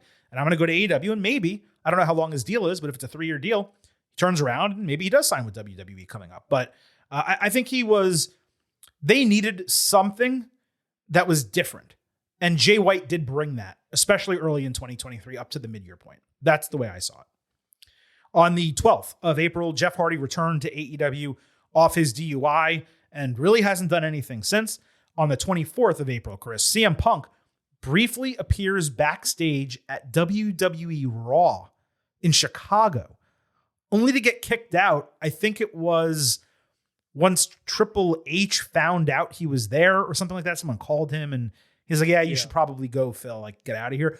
And then on that same show, Triple H announced the return of the World Heavyweight Championship, which if you come now and think back on that, you had CM Punk in Chicago, Triple H announcing the World Heavyweight Championship. Well, CM Punk, and again, we'll talk about it later, is now in WWE feuding with the World Heavyweight Champion. And they were all kind of the gestation of that almost came from the 24th of April. On the 26th, real quick. I want to jump back at this because this felt like, in hindsight, this feels like a major moment. At the time, it felt more kind of gossipy or whatever because he was still under contract with AEW. And he was just seeing friends, whatever. Yeah. People wonder, is he trying to kind of stick it to AEW and all kinds of things? But by all accounts, he made up with some. I think that's where he made up with the Miz. That he made up with the Miz. Yeah, and so that may have indeed planted the seeds of his eventual WWE return. Because just the context of everything was kind of wild to think about him just appearing backstage. Like, how did he get in? Like, we had all these questions and all that kinds of stuff. And it did. I think looking back, it's a bigger moment than maybe we thought. It was notable because he was injured and not on AEW TV at the time. And people were wondering, like, is he going to get brought back? If so, how? Did he show up at WWE to kind of, like you said, like stick it to Tony Khan a little bit in the ribs? Like, hey, man, I'm here and people are going to talk about me. Like, you should bring me back. It was very curious when he showed up there and it was notable. And yeah, maybe it was a harbinger of something that was to come later in the year. On the 26th of April, Roderick Strong made his debut in AEW. He's now part of one of the biggest storylines, and I would say for better or for worse in that regard. On the 28th of April into the 1st of May, we had the WWE draft, which split the roster. I think you and I agreed at the time, Raw just absolutely loaded up on talent, and we've seen that play out through the rest of 2023, where, again, just my opinion at least, Raw has been the far better show, especially over the latter half of the year. But we also had multiple NXT call-ups in that WWE draft. Unholy Union, Indy Hartwell, Apollo Crews, JD McDonough, Zoe Stark, Pretty Deadly, Katana Chance, and Kaden Carter, Grayson Waller, Indu Sher, Odyssey Jones. All of them. I would say, Chris, that McDonough, Stark, Pretty Deadly, Waller, and now the KCs have all been real successful call-ups. Alba Fire and Isla Dawn, they're seemingly just about to get started and sink their teeth into something, which is positive. But Apollo, Indy, Indu Sher, they're barely used, and Odyssey has just completely disappeared. I didn't even remember that Odyssey Jones got called up. So, there's a mixed bag in here. Zoe Stark had some pretty big stuff with Trish Stratus, but she's kind of fallen back. JD McDonough is now in the Judgment Day storyline. And we have women's tag team champs. So some like kind of mid to low card depth and a couple of people who are kind of toward the top of the card, but nobody here, I think, who is really kind of taken the world by storm since then. No, I felt like they were mostly depth call-ups, which they needed, because what we talked about with WWE, and we had mentioned the Royal Rumble where they brought back a bunch of women to fill out that division, but the depth lacked so much from that huge amount of releases that WWE did during the pandemic and coming out of the pandemic, that Triple H had to rebuild the roster. And the one thing you can say about all those names that I mentioned, and Pretty Deadly, you have to remember they've been injured, so that's one of the reasons they haven't been featured much, is the vast majority of those people have received TV time and they've been utilized. Some haven't, but the vast majority of them have. And Waller was like an undrafted free agent, You could argue he's gotten the most TV time and the most feature opportunities out of anyone on this list, which also goes to show there was another thing that happened in this draft that pissed me off. It was insane then. It was absurd now. Austin Theory was drafted over Seth Rollins on one of the nights, which just did not make sense. And my frustration with the draft, and we'll get off this topic and we'll move over to May. But Chris, what I hate about it is when the draft, not when it doesn't work out where like people are on the right brands or any of that, but it needs to be treated like a real draft. So if you want to pick like Rhea Ripley over Seth Rollins, that's okay. You can do something like that, right? But you shouldn't be picking someone like Austin Theory over a Seth Rollins, a main event player, one of your top guys. I hate the way that they build the draft because it's kayfabe, right? You should be able to do it in a way where all of the picks make sense in the order in which they're chosen. And they just don't do it. And the other thing that pissed me off, and I'm sorry, I have to go back to this, is they had war rooms for Raw and SmackDown. And I loved it, right? Because they had former talent and they had like general managers. Teddy Long was involved and other people. And it was cool that they were picking for these brands. But there was no consistency. People who were picking for Raw on the 28th were picking for SmackDown on the 1st. And it was just like, why didn't you just create separate war rooms where all of this could have come together and made complete sense instead of 70% sense? So I hope the 2024 WWE draft gets executed better than the 2023 draft did. Yep. I think it's always been an issue. Certain picks that don't really make sense. We'll see if it's any better in the next one. Now, briefly, before we get into May, Chris, we do need to remind everyone that the 2023 Getting Over Awards, aka the Meaties, are being announced soon. But before we even get to those announcements, which by the way are going to come on Monday, January 9th, we are still filling out our nominees. Those are going to close nominations midday Thursday this week. So if you're listening to the show, Thursday, December 28th, midday is when nominations for the 2023 Getting Over Awards, aka the Meaties, will conclude. And then our entire voting ballot will be released later this week. All of you Getting Overheads get an opportunity to vote in the 2023 Getting Over Awards, aka the Meaties. And there will be a form published to our Twitter account at Getting Overcast. So look for that. Be sure to vote as soon as you see it. It's going to be a truncated window in which voting is available, but it's a third vote that all of you listeners get. I get a third, Chris gets a third, you get a third. So they are very much your awards. And they're also known as the Meaties. Let's go ahead and get into May as this 2023 year in review continues.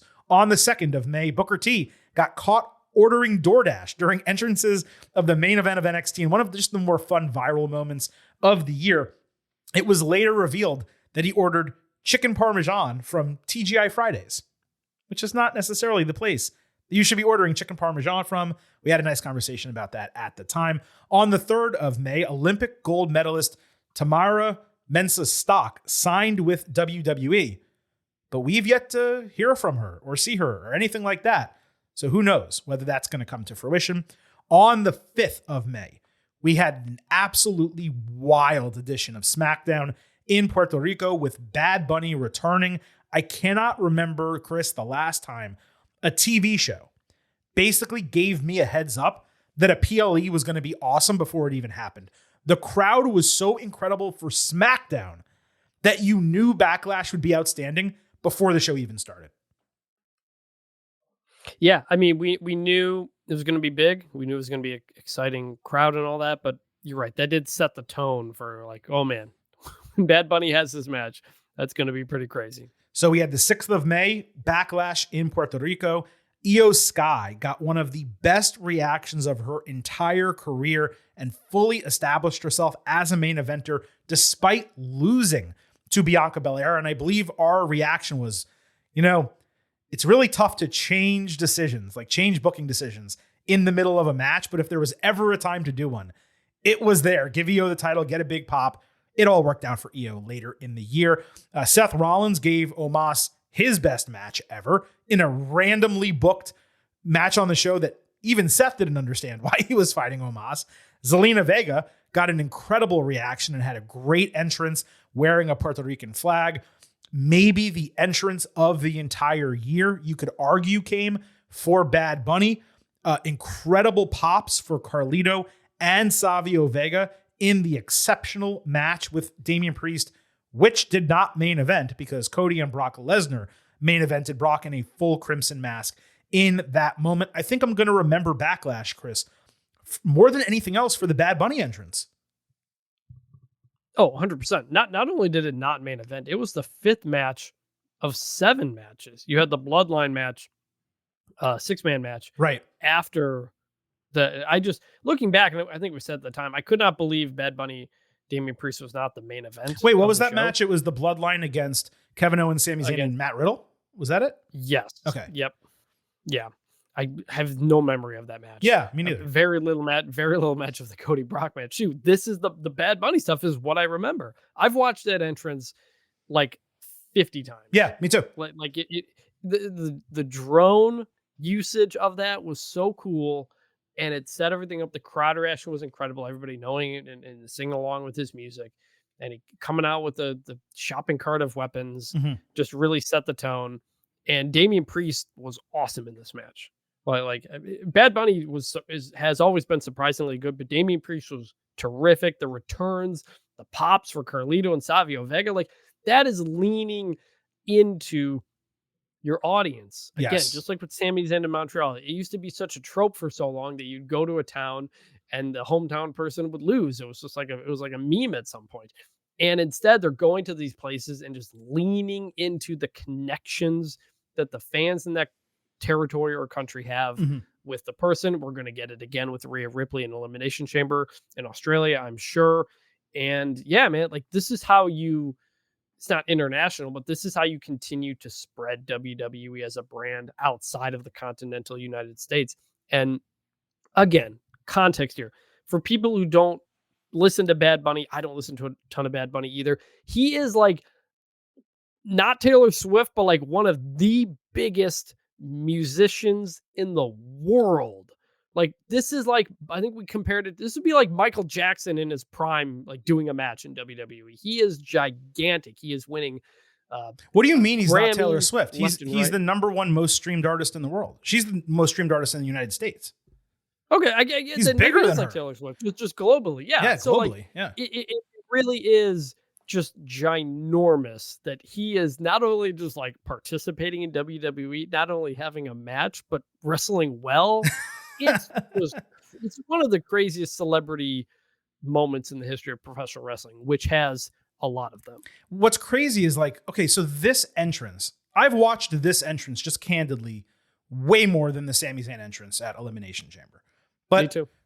That one is almost like, here's going to be the problem when it comes to the Getting Over Awards. And I'm glad I promoted them because they're AKA the Meaties. I'm glad I mentioned the Meaties before we even got into this because so we have 2 awards. We have Entrance of the Year, which is a new award for 2023, largely because of stuff like this. And we have Moment of the Year. And it almost feels like between Bad Bunny in Backlash and Sami Zayn at Elimination Chamber, one of those is the Entrance of the Year. But Sami Zayn at Elimination Chamber could also be the Moment of the Year. However, Sami Zayn turning on Roman Reigns at Royal Rumble is also nominated for Moment of the Year. So something is going to get cut out that really shouldn't be. And in any other year, I mean, this happens in awards all the time, whether it's the Oscars, whether it's the Emmys, whether it's sports awards, whatever the case, MVP, like NFL MVP, you could have 2 people who have amazing seasons. One person has to win. There are going to be things left on, for lack of a better term, the cutting room floor when it comes to the Getting Over Awards that really shouldn't be. And there's every possibility that this does not win Entrance of the Year because guess what? There's also 2 crazy CM Punk entrances of the year, right? And there's also, again, like I said, the Sami Zayn entrance and Roman Reigns at WrestleMania and Dominic with the perp walk. So the fact that I've seen this maybe 50 times is an exaggeration. Maybe it's not. And I'm not even sure it's going to win the award. That's to me just wild, but that's how memorable. This is the most memorable, I think, entrance, just as an entrance of 2023. Yeah, I would agree. All right, let's keep going here. On the 10th of April, Miro returned to AEW, or showed up, I should say, on AEW TV after 8 months away. A week later, on the 17th, AEW Collision was announced at the Warner Brothers Discovery Upfront. Rumors coming into this were that CM Punk would be front and center featured as the major talent on this brand, but he was not mentioned at the Upfront, and that created controversy because he was supposed to not just be mentioned, but possibly be there. And it was the third time already in 2023, Chris, that Punk made news without even being on AEW television. Yeah, should have known from that moment on that CM Punk in Collision was going to be kind of weird. I think we probably did know from that moment on that it was going to be a little bit strange. On the 19th, Liv Morgan got injured, which led to the vacation of the Women's Tag Team Championships 364 days to the year that Sasha Banks and Naomi walked out of WWE, which of course created the curse on the Women's Tag Team Championships. On the 21st, speaking of Sasha Banks, Mercedes Moné got injured herself in the NJPW Women's Title Tournament. That led to a changed finish in her match. And what's wild, because we're talking about, let's remember, May 21st, she has not returned to the ring since. And according to reports, her New Japan contract has expired and not been renewed as far as we know. She ended up wrestling 5 total matches in New Japan and Stardom over a span of 3 months. And Chris, when we started 2023 with her debuting in New Japan, I would have said that in that moment, she was going to be the front runner for Female Wrestler of the Year. Instead, gets hurt, and outside of one appearance we'll talk about a little bit later in today's show, largely forgotten about over the remainder of the year, at least when it came to being a wrestler. Yeah, a real letdown. I mean, obviously something that we knew she always wanted to do was wrestle in Japan and do that kind of stuff. And disappointing. And really, I mean, shoot, you just mentioned Liv Morgan injured, then Mercedes Moné injured. Really a crazy year of women's injuries. And we actually have one coming up after this. Women's wrestling injuries across the board. And this one was as disappointing as any because we didn't really get to see what Sasha Banks is outside of Sasha Banks in WWE. And, we kind of really didn't get to that. So we still don't know. I actually don't even have it listed on the rundown, but like, in addition to all the injuries we're going to talk about, like 6 women in NXT tore their ACLs. Like on top of everything else that we're going to talk about, including the next day on the 22nd of May, it's revealed that Dakota Kai tore her ACL. She's yet to return to the ring, about 7 months of rehab to date. It does seem like WrestleMania could be on the table for her. And certainly the cool thing about Dakota, despite being injured, is that she's consistently been used on television as part of Damage Control. Usually someone gets hurt, you just don't see them, but they're keeping her involved in the storytelling, and it's actually worked. So that's been a huge positive for WWE. On the 24th, Sabu debuted on AEW Dynamite to randomly save Adam Cole from Chris Jericho in a moment that some loved, some did not. On the 27th of May, the former King of the Ring that was supposed to be held in Saudi Arabia instead became Night of Champions, Blood Money in the Sand. Either way, Seth Rollins became the inaugural World Heavyweight Champion. Zoe Stark turned heel, siding with Trish Stratus against Becky Lynch. Asuka beat Bianca Belair for the Women's Championship. I believe she used the Mist here. And Jimmy Uso pulled the trigger on Roman Reigns with a super kick after the tag team title defeat. So a monumental and notable Night of Champions beyond the fact that Roman Reigns was honored, I believe, for 1,000 days as champion, right? He wasn't honored on this day, I don't think, but this was the one that would secure him reaching 1,000 days. Right. Eventful show. I think if I remember, Asuka, sprayed the mist on her hand and rubbed it in her Bianca's face. Very cool. I think that's how that finish went. Yeah. And this was when, Jimmy turned on, because Roman won, but I think he was shoving Jimmy and stuff like that, and Jimmy turned. He was shoving Jay. Pretty big. He was shoving Jay, and Jimmy. He was shoving Jay. Jimmy stood up for his brother and super kicked him. Yeah. Yeah, pretty big super kick too, if I remember. It was, and this was one of those huge reactions that we got. A good one, yeah. Where we said, again, we're talking about like moments coming out of WrestleMania 39 where we're like, Was it the right decision to keep the title on Reigns? And again, did the title need to be on him? Maybe not, but the storyline was still hot. And that was important. Both Usos kind of turned on him, I think, right? Jay wasn't sure. No, you're right. Jimmy turned, and Jay was like unsure about it. Correct. But he's like, I got to follow my brother here as we walk up the ramp and look back, and Jay's uncertain. He was unsure what to do. Head in his hands. Yeah. Conflicted.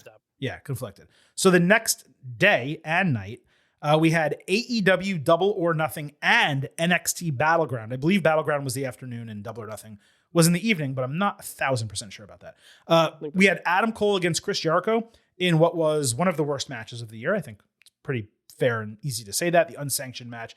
Crazy, didn't really make much sense. Chris Statlander finally made her return to AEW. I believe it was also off an ACL injury. And then the combination of Ilya Dragunov against Dijak, the Four Pillars match for the AEW Championship, and Anarchy in the Arena. All three of those as let's call it a triple main event of the night. Those completely delivered across both shows. I can't remember much that we need to spend more time on coming out of these, but I did want to make sure that we mentioned it because the Four Pillars storyline, even though it maybe didn't play out the way we all expected it would or could, at least in terms of quality, it did wind up being a fantastic main event match. Well, by the way, don't forget, not only did Chris Statlander return, she beat Jade Cargill to end Jade Cargill's 60-0 start in AEW as TBS champion. It was after Jade Cargill had beat Taya Valkyrie. Yes, you're right. Match. And then Statlander returned and beat Jade Cargill in like a minute. And that was the return, and that was ultimately the title change that was supposed to happen many, many months ago. 9 months earlier. So this was Jade Cargill's first ever loss in AEW. Right. Good addition. And I'm glad you corrected me on that. Yeah. It wasn't just Stat returning. It was Stat returning and winning the TBS championship off of Jade, which was a notable moment on that show that obviously needed to be accounted for. So glad you brought that up. On the 30th of May, Blair Davenport was unveiled as the mystery NXT women's attacker. Baron Corbin also returned to the show with Mustafa Ali debuting in NXT. He actually was never there because when he started wrestling for WWE, he was on 205 Live, and they worked with the Raw roster, not the NXT roster. On the 31st of May, Tony Khan, live on Dynamite, announces the return of CM Punk at the debut of Collision in Chicago. This was 4 days shy of a year since Punk had relinquished that AEW title at first, due to a foot injury. So clearly a notable moment on the 31st. Moving into June, on the 2nd, Braun Strowman was announced as out indefinitely after undergoing neck fusion surgery. You'll remember he was in the middle of a real nice tag team run with Ricochet that had some significant promise for both of them. Yeah. And that had to end just kind of on a dime there. And then on the 2nd it was a Friday, so there was an edition of SmackDown. We got the new mustard-colored, undisputed WWE Universal Championship that was unveiled. Reigns also gave the order for Solo Sikoa to take out Jimmy. And this was 9 years to the day of Seth Rollins turning on Reigns and the Shield with that chair shot. So again, we're mentioning, Jimmy pulling the trigger on Roman. Well, Roman gave the order for Solo on Jimmy here. And it was we thought the implosion of the bloodline came initially with the Jimmy super kick, but it didn't. They were still working together. The idea was Roman was trying to get him back in the fold. And then here is where he kind of excommunicated him from the faction. So again, as we talk through this, Chris, another real notable big pop, type of moment where it's like, okay, Roman's still the champion, but this storyline's still hot. So this wasn't where Jay saved Jimmy. Nothing with Jay. Solo, We're going to get right? to Jay later. You keep jumping ahead on Jay this. Jay didn't have it yet. Yeah. There was a lot of Uso Roman stuff. But that's my point, though. That's exactly why I'm separating it out, right? Because my point is we're talking about coming out of WrestleMania 39. Was this the right decision? Is it going to stay hot? There are these individual tentpole moments still where it is hot. And it has nothing to do with the championship. Has nothing to do with the championship, other than the fact that he got the new undisputed title here. Still don't like the look of the undisputed title. It's also, again, not an undisputed title. I know, yada, yada, we talk about it every week. I still hate that they call it that. It is not an undisputed world title. It is an undisputed specific, quote unquote, WWE Universal Championship. Which is dumb because there was only one Universal Championship. Anyway, I actually did think and still do that the 2-belt look looked better than the current 1 look. But again, you couldn't have 3 world championship belts out there. So I guess this is Well, what I they do. did it initially for a period of time. They did actually wear all 3. Roman would wear one, and Paul Heyman would carry the other 2. And eventually they phased the other 2 out. And there was a short period of time where it looked like there were 4 world championships in WWE, which obviously was problematic. They came to their senses on that. On the 5th of June, WWE signed a deal with Twitch, allowing talent to return to the service, which was a big deal when it came to talent being happy. Morale improved tremendously based on this announcement. And it also helped with free agents and other people that they were recruiting, knowing they had other revenue streams that were closed off previously. On the 7th of June, the Iron Sheik died, which was obviously a massive moment, just being one of those true legends in the industry. On the 9th and the 12th, the new WWE Women's Championship and WWE Women's World Championship were unveiled, respectively, for Asuka and Rhea Ripley, who, of course, won her championship at WrestleMania. And there was the whole stuff, if you remember, with Raw and SmackDown talent fighting each other and the titles being on the wrong brands.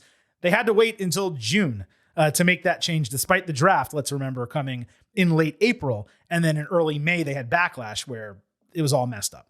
If I don't remember, does one of them say Undisputed Championship on So it? the title... Yeah, it does. The Women's Championship. The Women's Championship that is currently on SmackDown says Undisputed. The title that Asuka was given said Undisputed Championship because they wanted it to match Roman's title.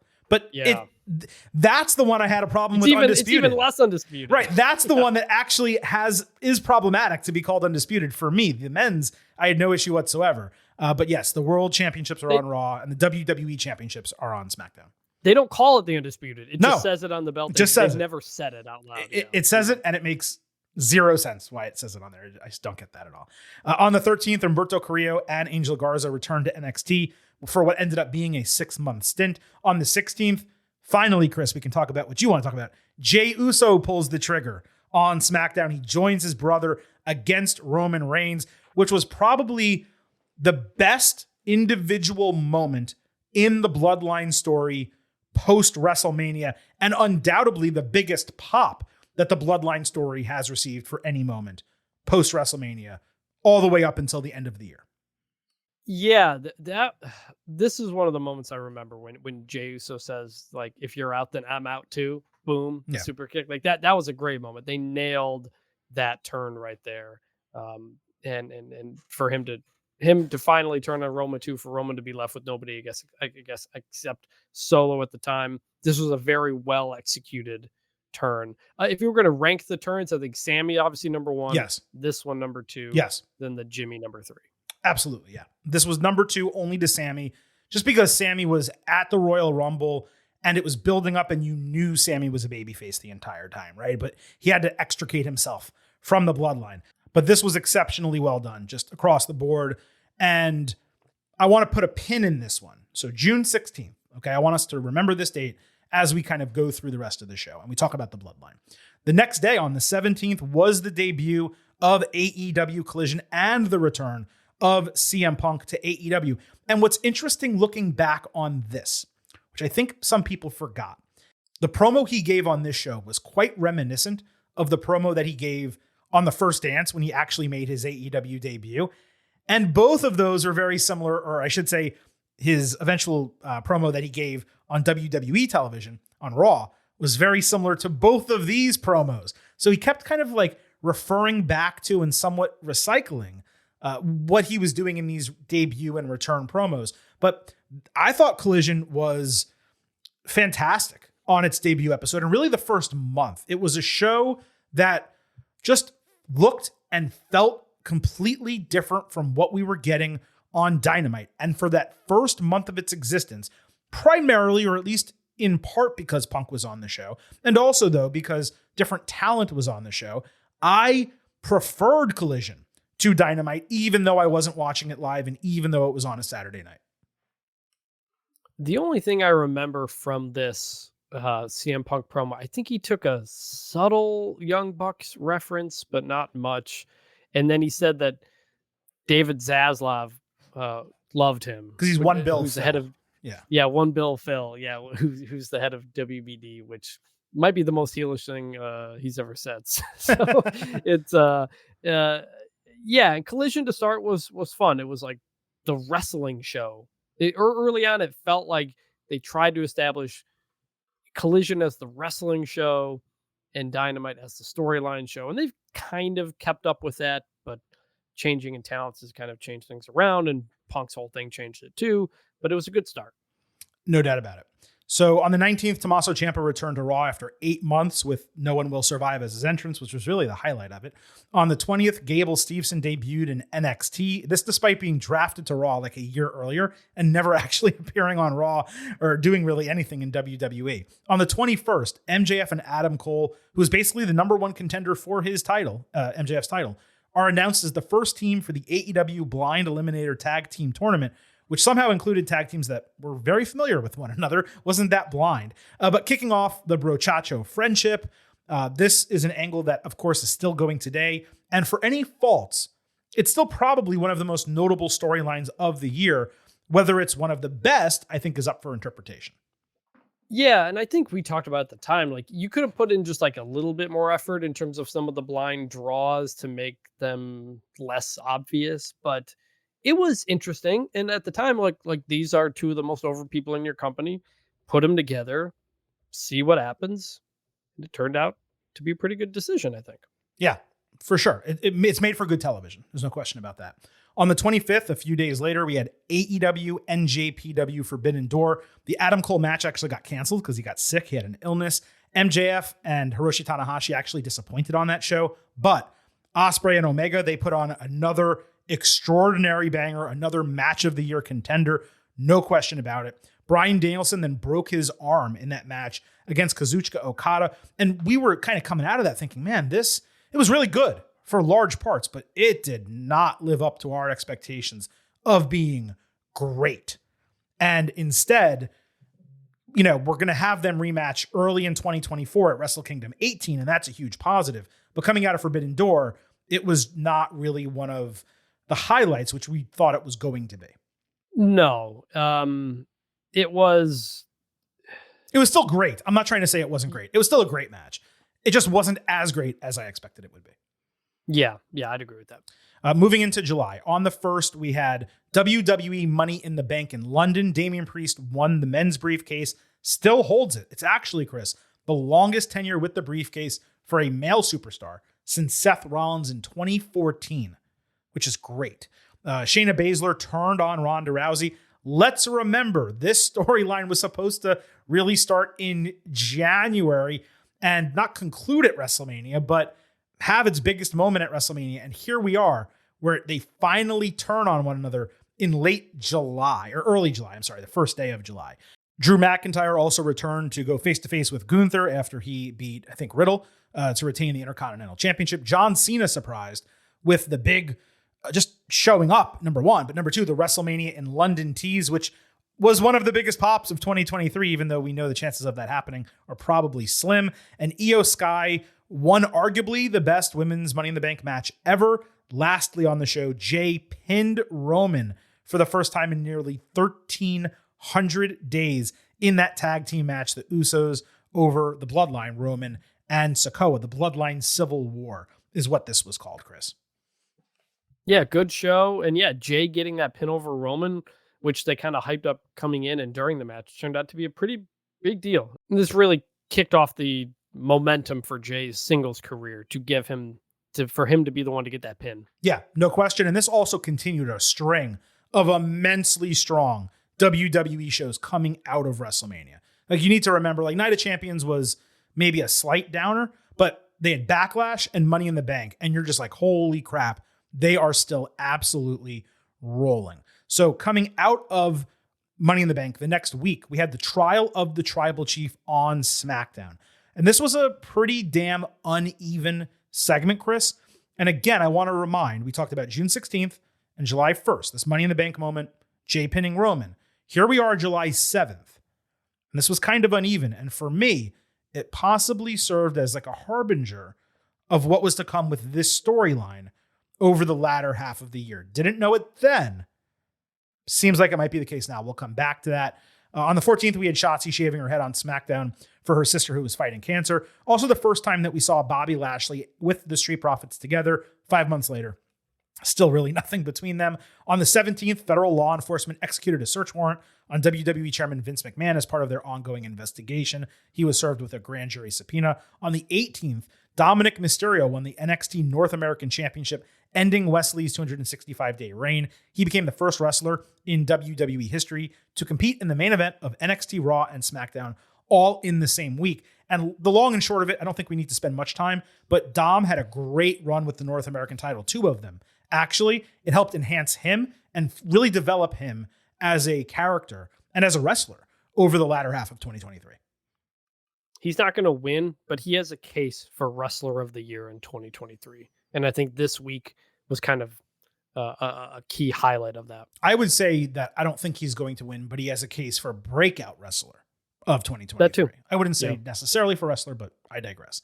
On the 19th, Kota Ibushi wrestled for AEW at Blood and Guts. On the 24th, Rhea Ripley attacked Liv Morgan on Raw. That was to write her off for injury after a short return that she had. And this was the moment for me where Ripley truly leveled up, thanks to Shazam, Fury of the Gods, and reached a different stratosphere. Like, it was one thing for her to win the title at WrestleMania, but when she attacked Liv Morgan here, she just completely took off as the top woman on Raw, at least from a consistent fan response standpoint.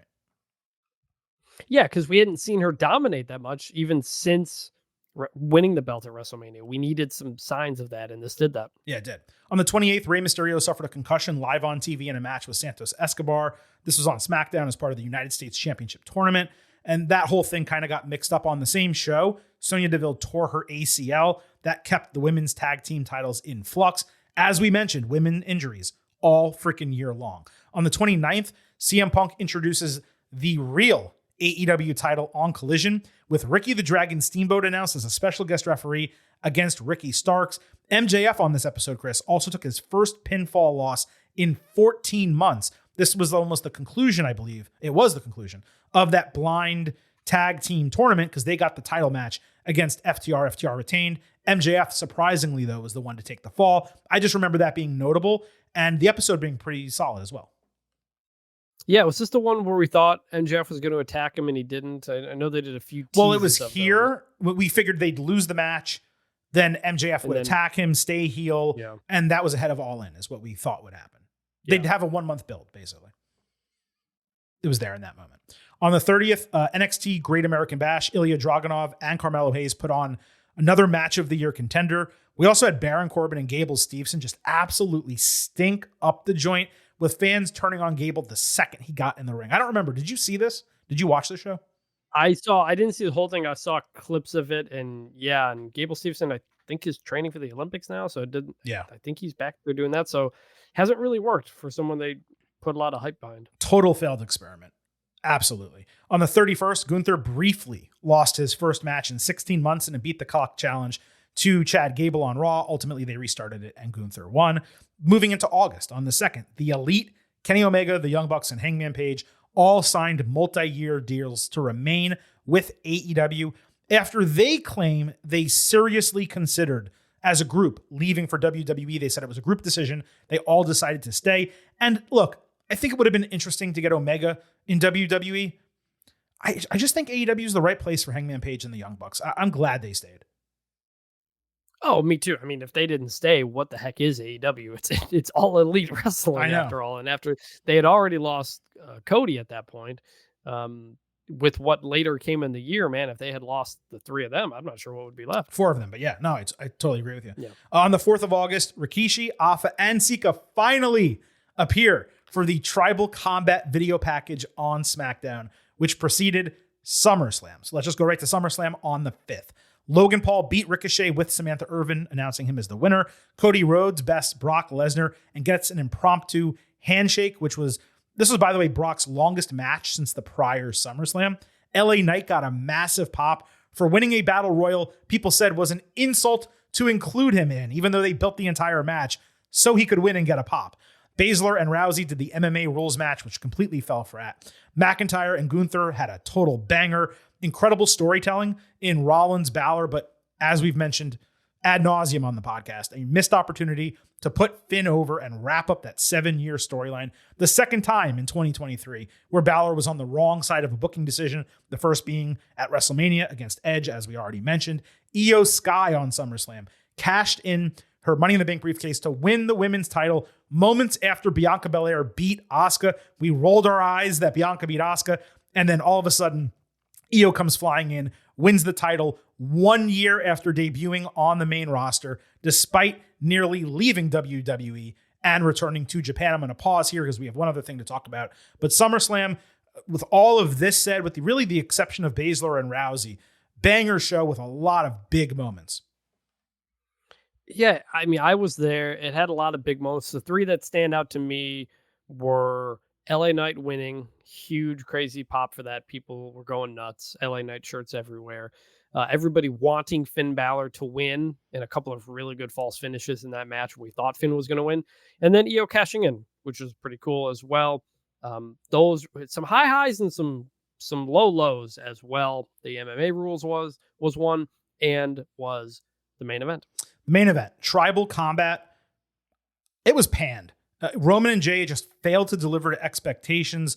There were a lot of parts of it that didn't make sense, including the fact that they said basically no one was going to interfere and it was going to be Tribal Combat, yet there was interference. And really, Chris, since then, and again, I want to point to these dates that I was mentioning, right? What did I say? June 16th and July 1st.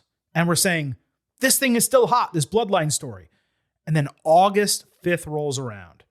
And really, from this moment forward, the Bloodline story has not progressed in any meaningful way, going on 4 months and counting. And again, when we look back and say, did Roman need to have the title all of this time up until August 5th? The answer is no, because even though Tribal Combat was for the undisputed WWE Universal Championship, what it was really for was the title of Tribal Chief. And the title did not need to be involved here. So we don't have to mention it again as we close the year. But you know, you could say maybe going into July 1st, like, okay, all of this is still super, super hot. And if you want the biggest part of the hottest storyline to be champion, that makes sense. But once SummerSlam happened, and really through the end of the year, you're looking at the storyline saying, it's kind of falling apart a little bit. Yeah, I was there again, and I have like no memory of that Roman J match, like at all. There was nothing memorable about it, which is disappointing. Yeah, you're totally right. On the 7th of August, Michael Cole and Wade Barrett became the new commentary team on Raw, an improvement. Later in the week, Cole, Kevin Patrick, and Corey Graves take over for SmackDown, and we'll probably talk more about that in a bit. Becky Lynch drank lemonade ringside and does Triple H's spit entrance after she and Trish Stratus are left off the SummerSlam card. Shinsuke Nakamura also turned heel, beginning his anime villain persona, which has been just one of the best parts of WWE over the latter half of the year. On the 11th, Rey Mysterio won the U.S. Championship on SmackDown. Jey Uso also super kicked Jimmy Uso and quit WWE. Deuces, Usos. And that obviously came after Jimmy interfered in that Tribal Combat match. So that was the payoff. And again, it was like, okay, Jay's quit, and this all makes sense, but is it good, right? We're still kind of in that mindset right there. On the 12th of August, Ospreay and Naito put on one of the matches of the year at the G1 Climax 33. Over in AEW, CM Punk buried Hangman Page in a post-show promo, which kind of like restarted tensions we hoped had been calmed, Chris. And it was one of those situations where it's like, you know, things have been pretty rosy over on AEW Collision to that point. And all of a sudden, the floodgates kind of opened, not just based on what he did here, but we started learning some of the backstage stuff that was happening at Collision that did not paint CM Punk in a great light. Yeah, the promo was basically saying Hangman, he's called Hangman because all his toys are still hanging on the shelves or something like that. Like nobody's buying them. It's very weird joke. But they were more important at the time. I think he apologized or tried to apologize afterward. But I think based on how things later played out, it was clearly a sign of other things. For sure. On the 15th, Mustafa Ali finally debuted the politician gimmick he'd been pushing for years on NXT. That's notable because of something that would happen later. On the 16th, Lacey Evans exited WWE and wrestling, for that matter, which always felt like it was a long time coming. The 18th was a big day, though. Cash Wheeler got arrested for aggravated assault with a firearm in Florida. And all of a sudden, we knew all in. It was like 10 days later, Is he going to be cleared for international travel? Is he going to be able to make that show? That was a huge deal. And then one of his friends, Edge, had his incredible farewell match and moment with Sheamus on SmackDown, which was immensely memorable. And in the moment, we thought, well, maybe he's retiring. Maybe he doesn't know what he's going to do. I think it was pretty clear he knew what he was going to do. Yeah, I was, there'd been talk about Edge for a while. I didn't really believe Edge in AEW for a while. I didn't quite believe it until maybe this send-off thing happened. Right. And it kind of seemed to open that door. On the 19th, Matt Cardona did his Ghostbusters entrance at GCW Homecoming.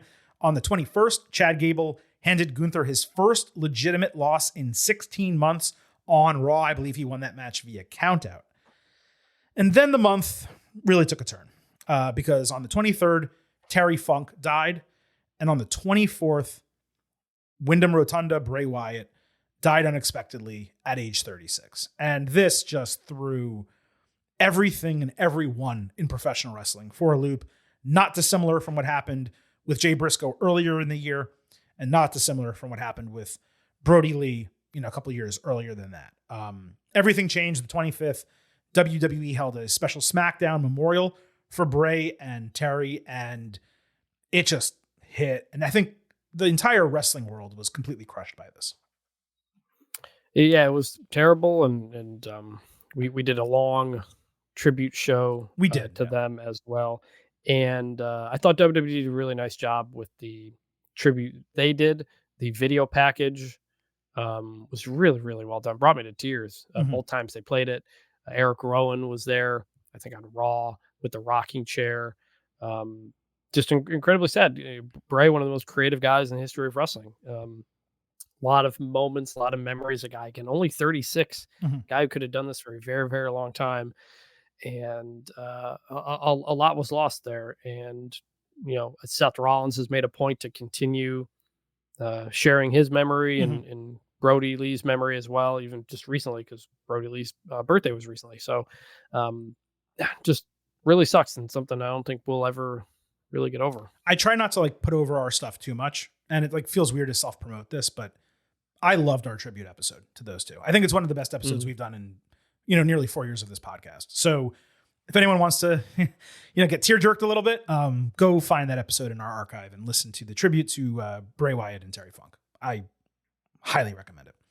On the 27th of August, AEW All In at Wembley Stadium. At least 73,000 fans attend. We can argue and quibble over tickets sold, metrics, turnstile count. Doesn't really matter. This was an incredible accomplishment in an incredible venue. You had MJF and Adam Cole open the show by winning the ROH tag team titles. Mercedes Moné was shown in the crowd, and we're thinking, oh, wow, she's going to debut in AEW soon. Maybe even later in the show she'll come out. Nope. Jungle Boy shaded CM Punk with the real glass spot into a car windshield. CM Punk then opened the show against Samoa Joe. In this moment, we don't know what happened behind the scenes. Saraya enters to Queen's We Will Rock You at Wembley, which is incredible, then wins the World Championship, yet somehow they don't play We Are the Champions after that, which didn't make sense to me. Sting completely exceeded expectations in the coffin match. Ospreay and Jericho got it done one-on-one. House of Black honored Bray with a lantern. And in the main event, MJF retained the AEW title over Cole in a banger that had to get restarted, yet they still remained friends and hugged after the bell to end the show. No question, Chris, AEW All In deserves nomination for Premium Live Event, pay-per-view, special show, whatever you want to call it, of the year. It was incredible. They did a great job. You can argue over whether the card was the best or the wrestling on the show was the best, but the spectacle, some of the moments, and ultimately the history of it is what stands out to me. Yeah, this should have been, I think probably was, and maybe will be the pinnacle of AEW, their peak moment. Yeah. Their peak. Just to, again, basically sell out Wembley Stadium for a show that is basically largely for an American audience is just wild. And they nailed the spectacle of it. That was always the question. I've criticized AEW's production a lot, camera angles and various things that they miss. They got it all here, man. It all really, really worked. And I think it was uh, a great finish to the show. They kind of do the Brett British Bulldog type of finish Mhm. with the hug, which I don't think a lot of people got at the time because I think AEW sometimes leans too much into that stuff. But they had told that story for months between Cole and MJF, and it paid off at the end. It was really fun. And honestly, the only downside is I think is because they did a show a week later, it kind of took away from us appreciating Yeah. how great it was, because the fact that we didn't even get like any time to like celebrate it or move on, because within a week we had a preview show to do, so it was like Not just that though, really Chris. was. It wasn't even just that, because we're here doing the instant analysis on the show and we're learning about a backstage incident that happens during the show, which overshadowed it, just like it overshadowed Brawl Out in 2022. It didn't overshadow it to the same degree. Let's not get it twisted. But it was very similar where we're like, oh my God, AEW had another tentpole event and there's another incident with CM Punk. And here we are rehashing the same takes that we had a year earlier. Like we knew this was going to happen. Like the Hangman stuff, the Tony Khan stuff, like we're not going to relitigate it on this show, but you can't even enjoy All In for what it was in that moment because of CM Punk and Jack Perry. And because word had gotten out during the show. And Tony Khan had to open his post-show press conference talking about it. So yeah, if you don't do an All Out the week later, if you don't have the CM Punk thing happening, we're talking about this, in the annals of great wrestling shows. Yeah. But it got overshadowed because AEW just often can't quite get that, even when they do something spectacular. Yeah, both accidentally and on purpose. And many people thought All Out was better. And we're going to talk about that in a moment too. So let's just keep going here. On the 28th, the Wyatt and Funk tributes continued on Raw, including Seth Rollins putting a Fiend plate on his title and Becky Lynch holding up an armband after her awesome Falls Count Anywhere match with Zoe Stark, one of the top 5 in-ring episodes of WWE TV for the entire year. On the 29th, AEW announced that CM Punk and Jack Perry had both been suspended for the incident at All In. As you said, Tony did acknowledge it the 27th, but the 29th, they were officially suspended 2 days later. Moving into September, on the 1st, John Cena returned to WWE during the writer's strike. That began a stretch of 2 months with the company, and he was announced as the host of Payback. On the 2nd of September, 4 days after being suspended, CM Punk is fired from AEW. It is announced hours before WWE Payback and a Collision episode that randomly featured Dennis Rodman for some reason. Tony Khan, before the show began, talks about fearing for his life. He kind of got mocked by fans because of that. And Ace Steel ended up getting fired 5 days later because he was rehired earlier in the year and paid, apparently even back pay, despite being fired for the company for the Brawl Out incident in 2022. So yeah, CM Punk gets fired. I actually don't know that there's much for us to say about it because we've been talking about it so much on the podcast, but he had to be fired. He should have been fired in 2022. And really, if you go back to that post-match promo on Hangman that didn't air on television, and then the leaks that came out on Collision after that, it seemed pretty clear that Punk was just unhappy in this company. It wasn't going to work long-term, and we knew it wasn't going to work long-term. Yeah, and this was another one of those kind of paradigm-shifting moments for AEW, because CM Punk's return was probably the biggest moment in company history to that point, the rampage and all that stuff and all the possibilities. And we will only generally remember CM Punk's run in AEW as a disaster. We'll remember the dog collar match and some good things, but it's largely how he left twice. It's the injuries and the incidents that we'll remember more than anything. That's what we're going to remember from it. Yeah, no question about it. On the 2nd, and this month started hot, September did, we had WWE Payback. Becky and Trish delivered an absolute classic steel cage match. Kevin Owens got a Crimson Mask hard way as Judgment Day won the undisputed titles from him and Sami Zayn. Cody Rhodes announces that Jey Uso is joining Raw to a massive pop. That was the culmination of the interfamilial bloodline storyline part of it. And then Shinsuke Nakamura made his full transition to heel on the show. Payback was great. What I remember about this, Chris, is we came in saying, this is a B-level show. We can't really expect much out of it. And it totally freaking delivered. And we ate our words coming out of that. Yeah, coming out of SummerSlam and knowing we had a series of B-level pay-per-views coming, it was kind of like, how was this going to hold up? And it was a mix. This wasn't it was great relative to expectations. Becky and Trish were terrific, as we said.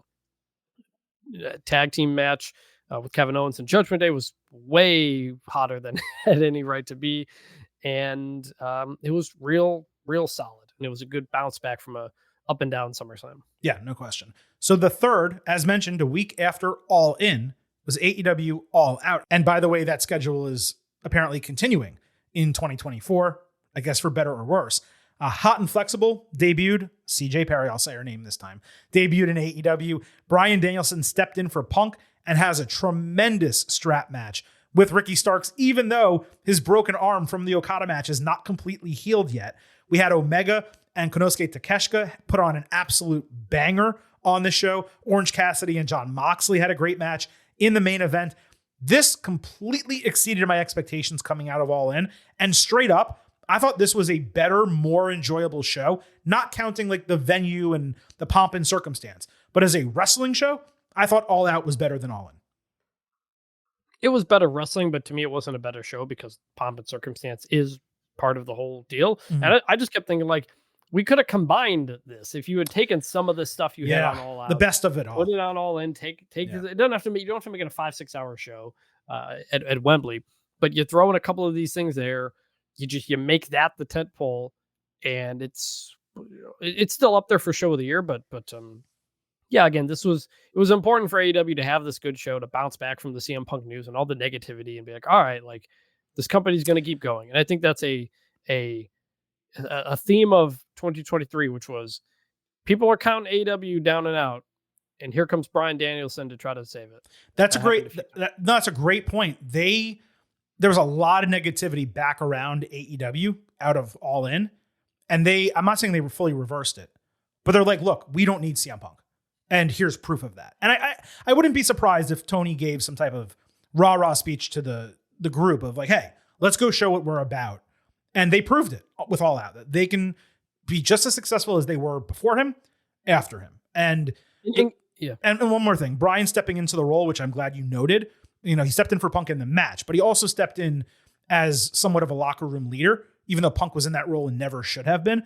If you remember back after Brawl Out, that's what we said on this podcast. You don't need CM Punk because you have Bryan Danielson. He can be that popular. He can be the standard bearer for AEW. And now at the end of 2023, we're finally seeing that.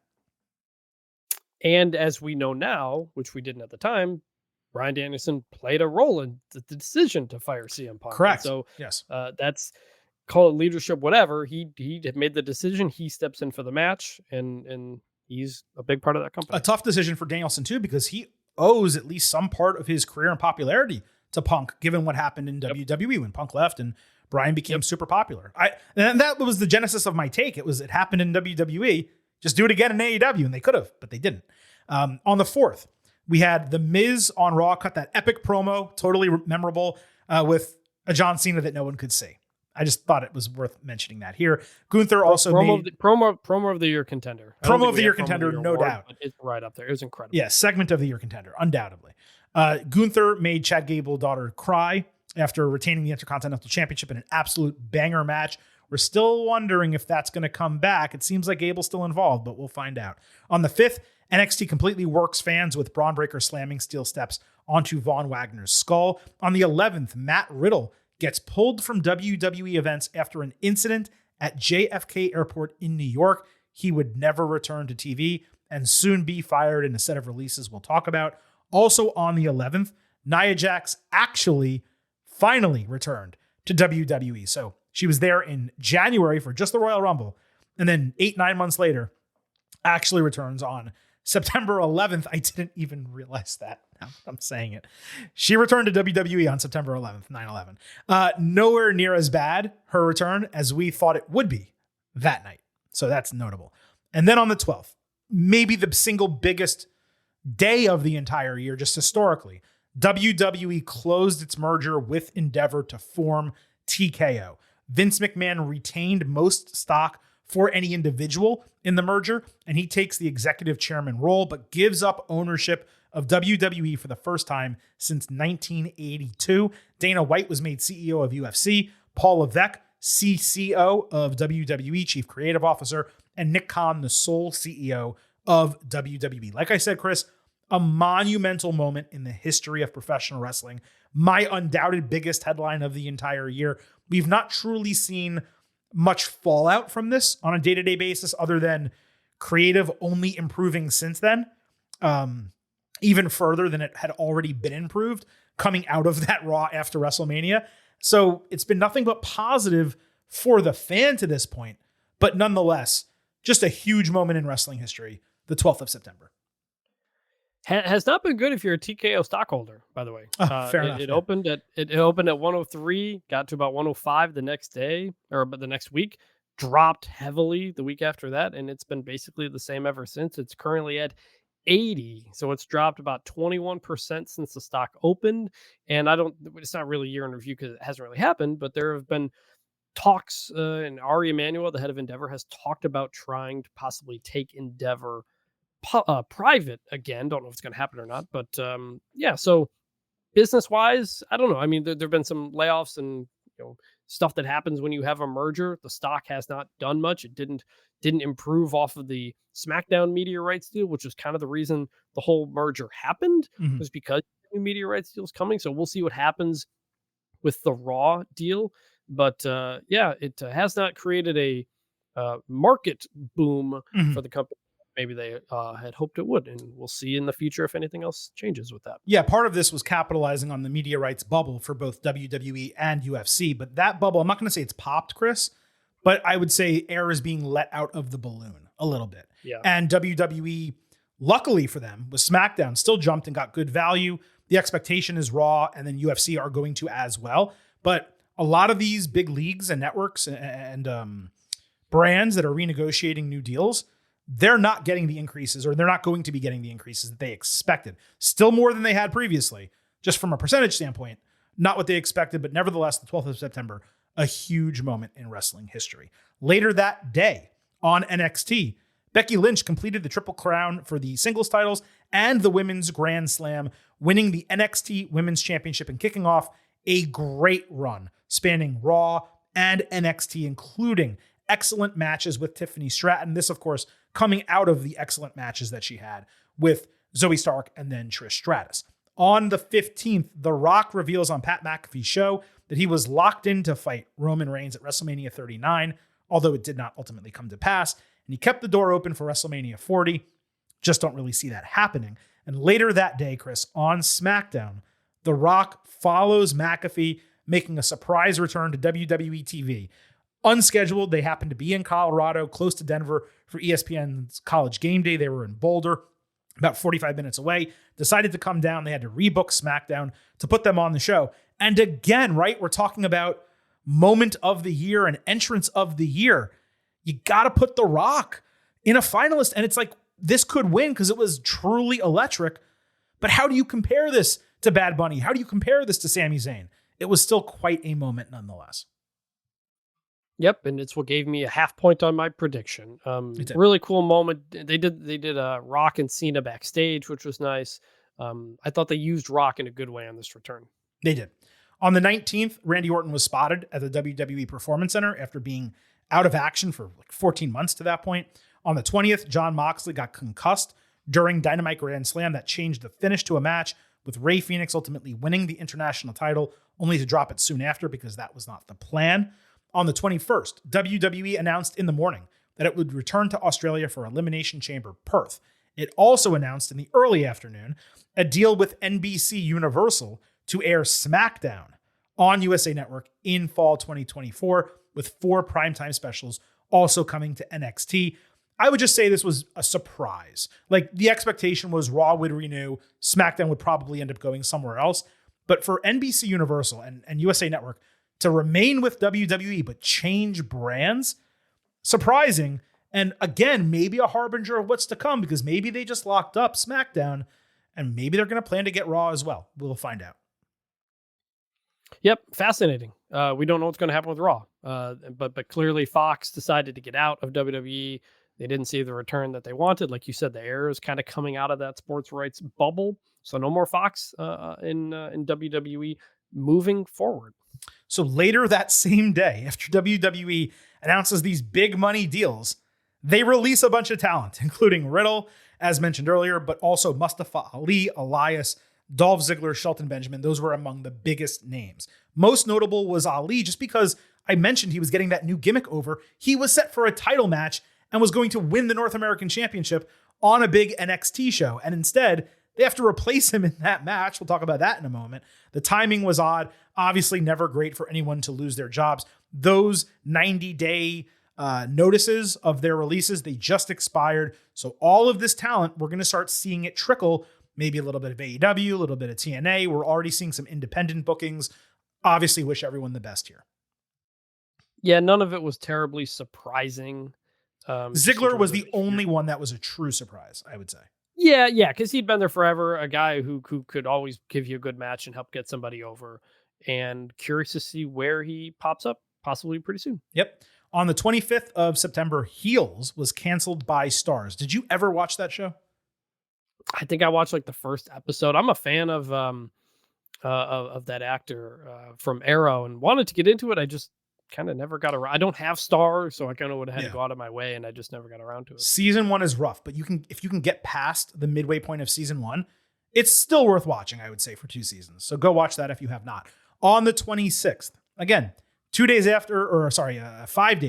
after the TV deal, Elimination Chamber and all the releases, WWE announces it has signed Jade Cargill to a multi-year deal. Jade goes on. She shows up at the WWE Performance Center for NXT, makes numerous quick TV appearances over the next few weeks. Brian Pillman Jr. also debuted on NXT in a vignette, later to be known as Lexis King. But the Jade Cargill signing, just massive for WWE. You know, they took Cody Rhodes from AEW and then basically a year later signed Jade Cargill, who was the top woman in the company. I'm not saying she's the best women's wrestler in the company. I'm not saying she was my favorite. None of that. But the way she was booked as undefeated for like years and 60 matches and the dominant run with the title, even though it was mostly squashes, she was built as a big deal by AEW. She makes the jump to WWE. Now here we are, nearly 3 full months later, she has not yet had her debut match, but I think we know why that's probably the case. Yeah, and I made a comment at the time. It was a real failure of AEW to not turn her into the giant star that we think she can be. Right. And I saw some AEW fans say, like, look, it's a credit to AEW that they got her to the point where WWE sees her as that, which is true, which is fair. I just don't think you want to be seen as building someone up for someone else to take away. And I don't know the details of the specific offers, but I think we all know that WWE is going to make Jade Cargill feel like a big deal. It just felt like she had plateaued in AEW a long time ago. And it's a big loss to have lost Cody and Jade Cargill, 2 of your foundational players, really, and then have the CM Punk thing happen the way it did. That's why it was kind of a year or 2 that felt like AEW took a step back. So who are going to be those next people? That's the thing. It's not like it crushed AEW losing her. In fact, you could even say it opened things up because now she's not dominating one part of the women's division. But at the same time, it's not a good look when you spent so much time trying to build her up and make her a big deal, and then she just walks away from your company. Like, that's not great for them, obviously. On the 27th, the next day, the Devil attacks Jay White on AEW Dynamite, kicking off what I think is fairly considered one of the most controversial storylines of the year, not in terms of the content being controversial, but in terms of the quality, whether it's good or not. But it started on the 27th. And then the 30th, to wrap up September, NXT No Mercy, Trick Williams begins his ascension with a North American title win. He would quickly lose it back to Dominic Mysterio on TV. Ilya Dragunov on Carmelo Hayes put on another match of the year contender, with Dragunov winning the championship here. And then Becky Lynch and Tiffany Stratton completely delivered, nearly matching the guys in the main event. Becky's stretch, I mentioned it, of Zoe, Trish, and 2 Tiffany matches. Like, there's going to be a big conversation between Becky and Rhea for Women's Wrestler of the Year. I just think it has to be Becky. I don't want to tip my hand too much on that, but like, Rhea's done great, but Becky's done great outside and inside of the ring. And this was almost, I don't want to say it was her crowning moment because more people saw the Trish match, but this match with Tiffany was exceptional. Yes, I did end up watching that show, and it was really good. And I was kind of mixed on Becky's NXT run, just in terms of, like, she's not, like, she's kind of just doing a side quest here, but she really did elevate a ton of people that she worked with. And I think it was obviously a a positive by the end. I would say there's not a single wrestler anywhere in the world who elevated more people in 1 year than Becky Lynch in terms of main roster and NXT. I could be wrong about that, but I'm talking about elevating people who needed help. I think she did that more than anyone. Maybe Seth Rollins, actually, now that I'm thinking about it. But I think she's up there too. Moving into October, really the next day after this, AEW Wrestle Dream on October 1st. So we got Swerve Hangman 1, banger. Brian Zack Sabre Jr., banger. Edge debuts as the rated R superstar Adam Copeland at the end of the show. I thought that was a bit convoluted, the way that came across. Undoubtedly a great show, though. Again, those two matches completely delivered. Two of the best matches of the year. I don't know if they're going to be match of the year conversation matches, but up there. And then Edge in AEW, big moment, their biggest signing. Since CM Punk? I would say, right? Yeah, it's got to be for sure. Jay White, you could argue just because of the youth, but in between there, it didn't make nearly as big. Edge made a bigger splash because he's Edge. He's Edge. Yeah, you're right. On the 2nd of October, Johnny Gargano returned to WWE TV and DIY reformed with a strong close to Raw. Yet USA Network cut off the show because we had to see the beginning of Fire and Rescue. On the 7th... Why have we talked more about Johnny Gargano on this show so far than LA Knight? I am so confused. We have had a lot of Gargano stuff on here. We're getting to LA Knight. LA Knight's coming up. In the rundown. Because LA Knight, they were trying to figure out what the hell do we do with this guy between SummerSlam and what eventually happened later this year. So we'll get to LA Knight. On the 7th, we had WWE Fastlane, where Cody and Jay shockingly won the tag team titles. Carlito returned months after being re-signed by WWE. Seth Rollins retained the title over Shinsuke Nakamura in another absolute banger match. But this was a forgettable show in historical context. Unforgettable, though, was the press conference with Cody and Jay afterward, clearly inebriated, having the time of their lives. That's where Yeet took off. It was. Like that is kind of where it did. It was really funny. WWE leaned into it, put the whole thing up on YouTube afterward. It was really funny. And I wanted them to stay a tag team even longer because we connected with them there in that moment more than we ever had. We moved to October 10th, and we had one of the headline-making days of the entire year. If you want to pick out individual days, this was definitely in the top 15 or 20, maybe even, I don't think 10. Maybe it was the bottom of the top 10. But October 10th, and this is not why it was a headline making, but I got to attend my first wrestling event since WrestleMania 35. And it was the blown out edition of NXT head to head with AEW, which got preempted from Wednesday on to Tuesday night. So the shows went mano a mano. NXT featured John Cena, Cody Rhodes, Asuka, Paul Heyman, Carmelo Hayes against Braun Breaker, and then The Undertaker at the end of the show. And yes, in the clips package from NXT this Tuesday, right before we taped the show, Silver King was front and center. I got to see myself on that. But AEW, they countered with a pre-show match with Eddie Kingston, and they also just went with match quality and former WWE stars. Adam Copeland had his first match against Luchasaurus, Swerve and Danielson, banger, Mox and Phoenix, White and Hangman, Saraya and Shida, and then Jericho and Hobbs. The show was also controversial, given an anti-Semitic inference that was made during a Juice Robinson promo on MJF. NXT ultimately crushed AEW in the ratings, and that led a string of unhinged tribalistic tweets that, like I said, lasted the day coming in, even a couple days before, and then a couple days coming out of this, all from Tony Khan, spanning everything from cage match ratings to his persecution complex, to calling Triple H and Shawn Michaels bald assholes, to talking about the rating streaks of Cena and Taker coming to a stop, to his mom in the hospital while William Regal asked out of his contract. Neither he nor anyone in AEW addressed the anti-Semitic stuff during this period of time. But Tony, I don't know if he did it on purpose to take heat away from AEW losing this head-to-head ratings battle, but his rants and his tribalistic tweets were almost as newsworthy as the fact that NXT put that many major stars on a show and just candidly beat the shit out of AEW in a ratings war. Yeah, this was another one of those moments where you feel like Tony Khan just kind of doesn't have control of things, or just doesn't have a steady hand here when it really should. Sometimes he handles stuff okay, but I think that obviously the brawl out press conference with CM Punk was one of the low moments for him, probably the low moment for him when you look back at his tenure. This is right up there. Just bizarre. And look, maybe only the people who are online like us really even noticed it, but just bizarre stuff he was going on and on about, which like for no reason. Like he always, a lot of the complaining about stuff only ends up highlighting more AEW losing something. Like there was, like you don't like, you're trying to be the alternative and you're trying to like not do what WWE does. So stop comparing yourself to WWE. It's AEW fans didn't like sometimes he riles up the AEW fans, gets them excited. This was not one of those times. This was just had everybody confused. Yeah, it was bad on him. It was just a bad look from top to bottom.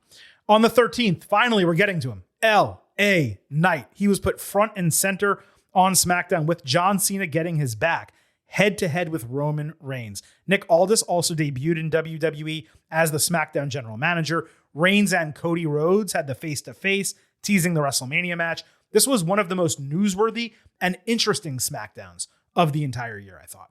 On the 16th, Judgment Day regained the tag team titles thanks to Jimmy Uso on Raw, and they still hold them through the end of 2023. Rhea Ripley and Becky Lynch also went face-to-face on Raw, teasing a WrestleMania match similar to what they did with Reigns and Rhodes a few days earlier. We don't need to spend time on this, but I loved what they did with Reigns, Rhodes, Ripley, and Lynch. Basically, just in the middle of October saying, by the way, these are your 2 WrestleMania major matches. Yep. That was cool. It was cool to be like, oh yeah, like we still kind of got this coming. That was a lot of fun. Also the LA Knight moment. I was in Seattle going to the Washington, Oregon game. I had just gotten into town and my brother texted me, goes, did you see the LA Knight opening segment? I was like, no, I did not. And so I watched it in my Lyft on the way to the hotel. And I got so fired up watching that thing. I was like, this is treating a guy like a star. The camera shot of Roman in the sunglasses. And look, yes, to this point, LA Knight had already felt like breakout wrestler of the year potential. We talked about him with the Undertaker, Bray Wyatt stuff early in the year. He's getting more and more momentum as it goes on. The SummerSlam pop. Yeah. The SummerSlam pop. He interrupts Drew and Sheamus at some point in the spring and gets a big pop in DC. And then, he's not in the US title picture. What's he doing? Boom. He's with John Cena, putting him over like crazy head to head with Roman Reigns. And he felt like he belonged there. Yep. It was a very cool build up to this point. Yeah, no doubt about it. On the 18th, Sting announced his retirement from wrestling on AEW Dynamite, stating that would happen early in 2024. On the 22nd, Impact announced it is rebranding TNA, or to TNA, beginning in early 2024, which was met, with great acclaim. So that's good for them. On the 24th, Lyra Valkyria beat Becky Lynch at NXT Halloween Havoc to win the women's title. That ended Becky's great but short tenure with the championship and also allowed her to move forward back toward what we believe, of course, is a WrestleMania storyline. On the 25th, WWE announced the first premium live event in Germany, Bash in Berlin for 2024. On the 25th, the same day, Ric Flair debuted in AEW as Tony Khan's special gift for Sting on his retirement tour. I didn't know you could still gift people to other people, but apparently you can in 2023. This also comes with a Flair energy sponsorship for AEW. And then on the 28th, to wrap up October, MJF defends the AEW title against Kenny Omega on Collision and ultimately becomes the longest reigning AEW champion, which is certainly notable. Kicking off this point here. There was a lot of criticism around this. Why are we doing MJF versus Kenny Omega abruptly on a Collision? Oh, this is going to be to set the record. Like, nobody had noticed that or planned that. There's no promotion for it. Yeah, you really should have put. Well, the problem, Chris, sorry to interrupt you. The problem was that MJF had 18 challengers and Omega had not been one of them, but they knew the date was coming up, so he could have been this entire time, and they could have been building toward it, and they didn't. Yeah, and Kenny Omega got a really nice promo afterward off air, but it's online, hyping up MJF, putting him over, and everything like that. It was really cool. Just wish it would have been kind of a bigger moment. Yeah, no doubt. So moving into November, on the 4th, Bryan Danielson officially challenged Kazuchika Okada to a rematch at Wrestle Kingdom 18. So that's going to be going down right away at the start of 2024. Would not be surprised if Bryan and Okada ends up being in the match of the year finalists, just like Ospreay and Omega was to kick off 2023. Also on the 4th was WWE Crown Jewel, the final Blood Money in the Sand match for the year. We had Rollins and McIntyre in an excellent match. Sikoa obliterating Cena. Logan Paul winning the United States Championship over Rey Mysterio with Santos Escobar's help. And then Reigns beating Knight in a pretty good, but I would say too long match. But Knight looked good and got over as a main eventer in this moment. We also had Kairi Sane return to WWE and align with Damage Control. Did you have anything that you wanted to mention here? I just remember I had really, really high expectations going in. I think I may have given this an A or A minus expectation grade, but it didn't get there. No. Everything like happened, but it's just none of it felt all that impactful. Yeah. That's what I remember about that show. This was also a tough one for us because it was on a big college football Saturday for us too, which made it very difficult for us to watch. That too. But yeah, LA Knight getting a world title shot and holding his own. You know, he only lost because of interference, you could say. Like, really cool just again to see the year he had to crawl up to that moment to get a world title shot on a pay-per-view. Yeah, no question about it. On the 6th, Rollins defended his World Heavyweight Championship against Sami Zayn on a Raw episode that was just eons better, like including match quality, than Crown Jewel, which was 2 days earlier. That's why I wanted to mention that. And also Survivor Series War Games, and the War Games match itself was officially announced on that episode. On the 7th, WWE announced that NXT would move to the CW in 2024 on a 5-year deal, putting that brand on broadcast TV and keeping WWE on broadcast TV. But it was the first time NXT, of course, is on broadcast television. Very notable, but we're going to have to see how that plays out in 2024. On the 8th, Mariah May made her debut in AEW coming out of Stardom. On the 10th, Santos Escobar and Asuka both turn heel on the same edition of SmackDown. Escobar's has worked tremendously. Asuka's now enhanced Damage Control as a faction. So even though that show was a little weird, that episode, both those heel turns have been great for WWE. On the 13th, we had an edition of Monday Night Raw. And you'll notice that over the last couple of months in this year in review, we talked about the WWE women a little bit more than we were beforehand.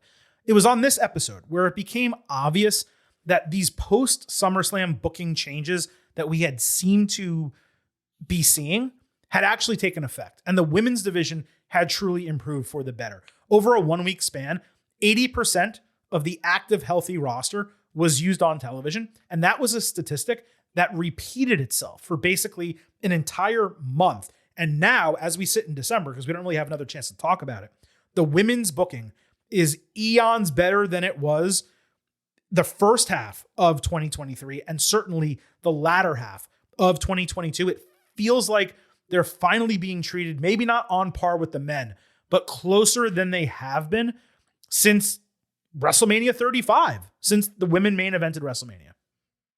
Yeah, it took about a year really for Triple H being in charge to finally kind of get things right. And now we're seeing that. Injuries have hampered a lot of other things, have had to make some changes, but clearly they are being emphasized now more than ever. On the 16th, WWE announced that it will hold its first ever premium live event in France, Backlash, in May 2024. Also that day, Ronda Rousey, who had already left WWE, she randomly appeared at a Wrestling Revolver independent show. And, you know, we thought she was retired from wrestling, but she did this as like a favor, but also because it was local and she just wanted to go have fun. So she went back to the ring.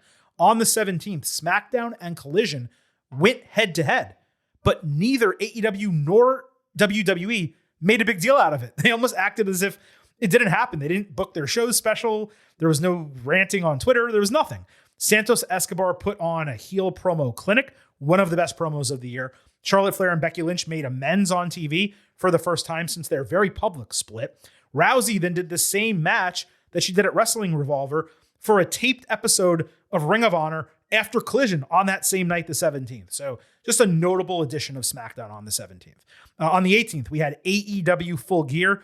Orange Cassidy and Jon Moxley again put on a banger. Feels like it was maybe the third time this year I've said that. The Continental Classic was announced in convoluted fashion, and Will Ospreay officially signed with AEW. We also had Hangman Page and Swerve put on a match of the year contender in a Texas death match, and MJF beat Jay White on one leg after a really odd show-long storyline to create that injury, which was completely unnecessary.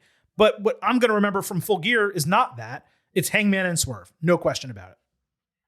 Yeah, I'm gonna remember because it was maybe the grossest death match I've ever seen. Maybe was. the best death match ever happened. But I also thought Orange Mox there was match of the year contender as well. Great story told in that match, and Mox got the win after valiant effort from Orange Cassidy. That's kind of when he became really became like a wrestler and not just like a gimmick. Even though had a really good run as champion, you kind of needed those like big match moments where it doesn't feel like you're watching a gimmick wrestler. It feels like you're just watching a wrestler. And then 1 week after this, on the 25th, we had WWE Survivor Series War Games. Both War Games matches completely delivered. The women, I believe, put on a better match overall than the men. However, the men did have the return of Randy Orton. And then just as the show was about to go off the air, CM Punk returned to WWE to close out Survivor Series War Games in Chicago. A shocking moment. Again, another contender for moment of the year, entrance of the year, whatever you want to call it. Just a stunner. And it capped a rebound show. You know, it was the main roster premium live event of the year, the final one.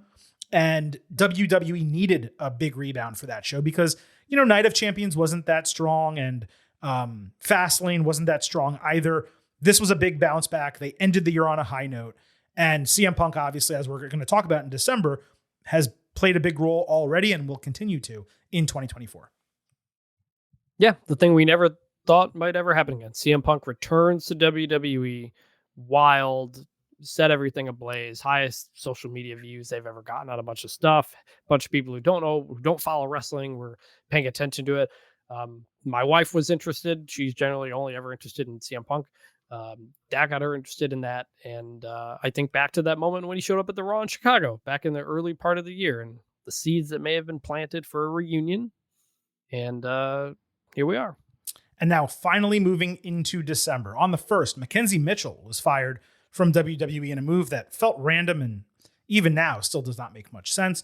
On the 2nd, WWE was the featured sponsor for the Big 12 championship game, including logos on the field. The Undertaker presented an MVP title to Texas quarterback Quinn Ewers, and Jade Cargill also presented Nelly with one of his own. Backstage, you were there for the Big 12 championship game. Must have been just kind of surreal seeing so much WWE there. Yeah, just on the field, talked to Undertaker. He had he was on the podium to present the championship belt to Quinn Ewers at the end. I asked Sheamus how his shoulder was doing. He said he's still working his way back. Seems to be a bit far away. And yeah, it's just cool. It was a unique thing. Fans had never thought to combine two such things. And the Big 12 thought it was a lot of cool too. So worked out. Yep, no question. On the 5th, Wes Lee announced that he needs back surgery on NXT, and that ended an excellent year-long run for him that included a long North American title run, but also just fantastic matches on the show. On the 8th, WWE held Tribute for the Troops, a special edition of SmackDown, with CM Punk delivering a statement promo and Charlotte Flair tearing her ACL in a match against Asuka. We told you this is just a trend of information. I did skip over, of course, CM Punk making his first appearance on Raw, but nevertheless, it was the SmackDown appearance that was immensely notable just because of the quality of the promo compared to the one he got on Raw, where he was just quickly kind of shoved off the screen at the end of the episode. On the 9th, we had NXT Deadline. CM Punk showed up to open the program in a surprise moment with Shawn Michaels. Dragon Lee, who we didn't really mention much here, but he got called up to the main roster a couple months earlier than this. He nevertheless won the North American Championship, continues to get featured incredibly well. And Trick Williams went on a wild run to win the Iron Survivor Challenge, and he will be challenging for the NXT title at New Year's Eve to kick off 2024. On the 12th of December, Seth Rollins and CM Punk went face-to-face for the first time on Raw. And real quick, Chris, I just thought this was everything it needed to be and more. Yep. Great stuff between the two of them. We talked about it literally a couple of weeks ago, so it's fresh for everybody. I know. I don't want to go into it. Yeah. It was everything we hoped for and clearly setting up something to come. Once Seth gets past this Drew McIntyre stuff, by the way, go listen to our day one preview, which we recorded last week. So more to come. Yep. Kenny Omega on the 15th, 3 days later, announced that he's going to be out indefinitely with diverticulitis, which is obviously serious. And we, of course, wish Kenny the best, but it does sound like he's expected to make a full recovery as long as he continues with his plan. That same day, Liv Morgan was arrested for possession of marijuana in Florida. She is returning to the company. Nothing has been stalled because of this. And certainly anyone with a brain can argue of whether this makes sense. But she was also apparently driving erratically, and that, of course, was problematic, but was not arrested for any type of driving under the influence or anything like that. Also on the 15th, clearly a newsworthy day, AJ Styles returns finally on SmackDown. Also, Kevin Von Erich on AEW Rampage puts Jake Hager in an iron claw later that same night. Tony Khan complains at a press conference for Ring of Honor, which aired the same day as these, about AEW being under constant attack. That capped a year of his ridiculous statements, at least we hope, because he did trash Big Swole on New Year's Eve a couple years ago. Let's hope we don't have to revisit that. On the 18th, The Miz had perhaps the best singles match of his career. Also, the KCs won the Women's Tag Team Championships, which of course was notable for the Silver King. As mentioned, on the 21st, fired WWE talent became cleared to wrestle elsewhere. Riddle signed with MLW. Ali announced a world tour with multiple big bookings already. Meanwhile, news came out over a few days span that Bayley, Charlotte Flair, Rey, and Dominic Mysterio have all re-signed with WWE, and there's going to be more talent re-signing with the company at the start of 2024. The 22nd, The Iron Claw, the story of the Von Erich family, was released in theaters. Vintage and I have now both seen this film, and we will be discussing our review of it at some point early in 2024. We want to give you all an opportunity to watch it for yourself if you have not already.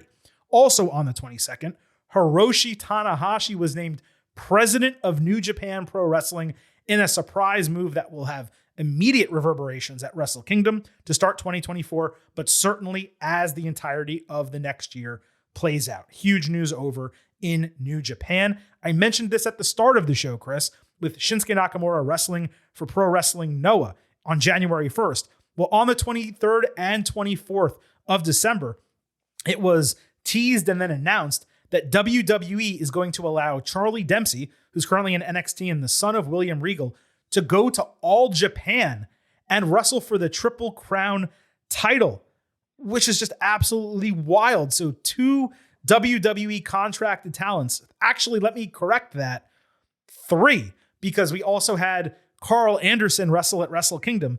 3 different WWE contracted talents will wrestle matches for different Japanese promotions. 2 of those matches happening in 2023, and 1, of course, coming up already in 2024. And lastly, we wrap up this year in review with December 26th, CM Punk returning to the ring for WWE, wrestling his first match in nearly 10 years and doing it at a Madison Square Garden house show. Plenty of clips have been online. Looks like a good time was had by all. So a lot of minor news items, Chris, in this month of December, but nevertheless, a newsworthy end to 2023. Yeah, I tell you what, whether this was more newsy or not than 2022, hard to say. I think this had much more news in the ring. I mean, we talk about the storylines, the injuries, the promos, the entrances, the returns. Like, just it was a heck of a year for stuff happening in the ring. That's why this podcast ended up going so long, because it was like, well, you can't really mention this person you can't forget this person turning heel or this person doing that. So there was a lot. So if you've made it this far through the podcast, we thank you. It was definitely a lot to get through. It was. And we've gone through most of the year, all of 2023, feeling happy about pretty much every wrestling as a whole. WWE television is real solid. AEW's pretty good most of the time. Like it's really was a really, really good year of just pro wrestling. Like there was really not that much to be all that upset about. Yeah, here we started the show and I'm like, hey, we're going to do this expeditiously. We went 2.5 hours last year. We're going to wrap this up as quick as we can. And we went longer. So that's just how it works. You're right, though. I don't know that this was necessarily more newsworthy. I think there was just more to discuss this year because of the way things transpired. We had WrestleMania, Vince McMahon, the sales, CM Punk. That is a lot to talk about. And I hope we did 2023 justice. But Chris, we got to wrap up this show just like we began it with our predictions for 2024. We're going to do this exactly the same way as we did it last year. You and I, we're going to go 1 for 1. So each of us has 3 predictions for the year ahead. And a year from now, in our 2024 year in review, we'll double back and see who was right, which of us deserves, and who was wrong, which of us deserves. No. So go ahead. What is your first prediction for professional wrestling in the year of our Lord 2024?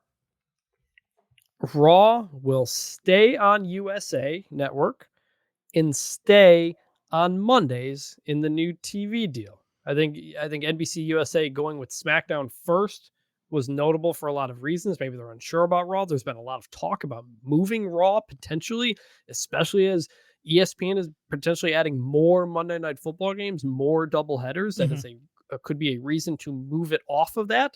But I think NBC USA, they will ultimately be the ones to get Raw again, possibly because NBC does not get NBA as they go for those rights. And I think it'll ultimately stay on Mondays. I don't think moving Monday Night Raw is going to be tough because people are used to that cadence every year. Monday night, I'm going to watch wrestling. I don't know if moving it will work. I don't think it's going to go to a streamer and Amazon or something like that. I think that'd be a bad move. Stays on USA, stays on Monday, and maybe a bit of an upset. I love this prediction just because it's a little bit out there, like based on what people are saying, but it's totally plausible. And I actually agree in a large sense. Like, I think it's going to be on FX or USA Network.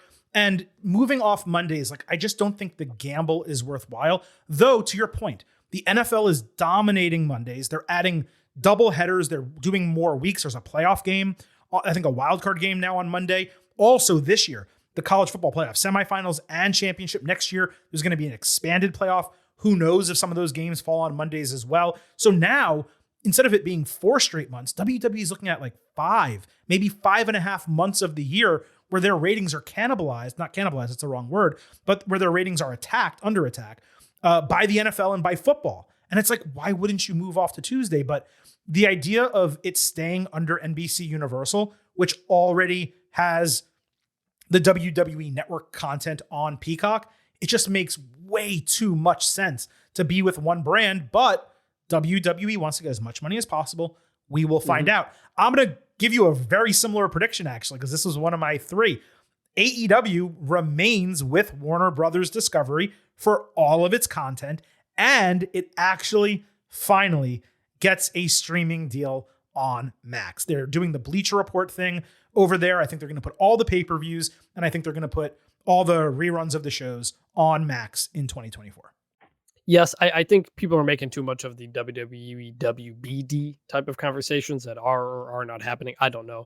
More than anything, I want the AEW pay-per-views to be on Max. I can't be shelling out this money for. I can't do $50 a month. It's crazy. You got to do it. Got to do it. Yeah, they got to make that change. Especially because Max is now showing CNN. They're putting everything they have on Max now. It makes all the sense in the world to get AEW. They also have that Bleacher Report package that you have to pay. Like right now, it's free if you're a subscriber, but eventually you're gonna have to pay for it. So if I pay for that Bleacher Report thing, I want to be able to get AEW pay-per-views, even if you tell me it's another $10 per pay-per-view. That's fine, but that's like $25 more a Max subscriber would have to pay monthly for AEW. They have avenues to do it, and I think they're going to capitalize on it. So that's why that is my prediction. Chris, what is your second prediction for 2024? Adam Cole wins the AEW championship. Yeah. Adam Cole he's been out for a long time, lots of injuries, but if there's one thing we know about Tony Khan, it's that he sticks to his original booking decision. Yes, he does. I think Adam Cole was supposed to win the AEW title in 2023 at some point. Could not happen. He will be the one to take it off of MJF in 2024, which I think, assuming he doesn't get hurt again, is the right move. They've kept that storyline together. And I think Adam Cole finally gets healthy, wins the title. I agree that he wins the title. I agree it happens in 2024. I don't know that I agree that he takes it off MJF. He should. I guess I didn't make that part of my prediction initially. I just kind of said it. I'm for the record, the MJF part, not part of the official. Oh, come on. You got to go with the whole way, at least because you'll still get partial credit. It makes the most sense by far for him to beat MJF for the title. Yeah, I'll stick with it. I'll stick with MJF then. I roped you into getting half credit next year. All right. That's very good. Good job by me on that one. I'm going to give you a little counter there. I think at least 4 people will hold the WWE Championship this year, the one that is currently held by Roman Reigns. So meaning 4. Yeah. So I think Roman Reigns loses the title at WrestleMania to Cody Rhodes. That's not part of my prediction, but I think that's 2 because Reigns has it. And then I think before the end of the year, at least 2 more people hold the WWE Championship. Now, if Cody loses it and gets it back, does that count, or are you counting 4 separate people? Ooh, great question. I'm saying 4 separate people. I'll go out on the limb and say 4 separate people. What is your third prediction? Look, after a long period of every belt having like the new record, the Intercontinental, Roman's belt, the longest women's champion, I think Bianca had like, maybe that's how Triple H changes it up. Maybe he goes back to not hot potato, but some more changes. It'd be an interesting change after the last couple of years. Yeah. I'd be open to it. I'm certainly taking into account the fact that Damian Priest has, the briefcase, although that could be, that could be the World Heavyweight Championship, obviously, but I'm taking that into account. I'm taking other things into account. I just think it makes a lot of sense. Chris, what is your third prediction for 2024? CM Punk makes it through the year without getting suspended in WWE. Love it. I think let me ask you this: without getting suspended or fired. He's been suspended the last 2 years. But wait, let's be clear. Suspension streak. But we should also put a caveat: or getting fired. No, well, sure. I mean, I assume because you can get fired without getting suspended, and you could technically be right, but actually be wrong. Yes, yeah. I'm counting fired underneath that. I'm basically saying CM Punk makes it through the year without getting punished as a good boy. Yeah, he doesn't get in trouble. He really seems to be on his absolute best behavior right now, and I think he's going to be able to hold that through the year. It's a bit of a bold prediction. Again, he's been suspended and or fired for 2 years in a row. So like it's going against the momentum.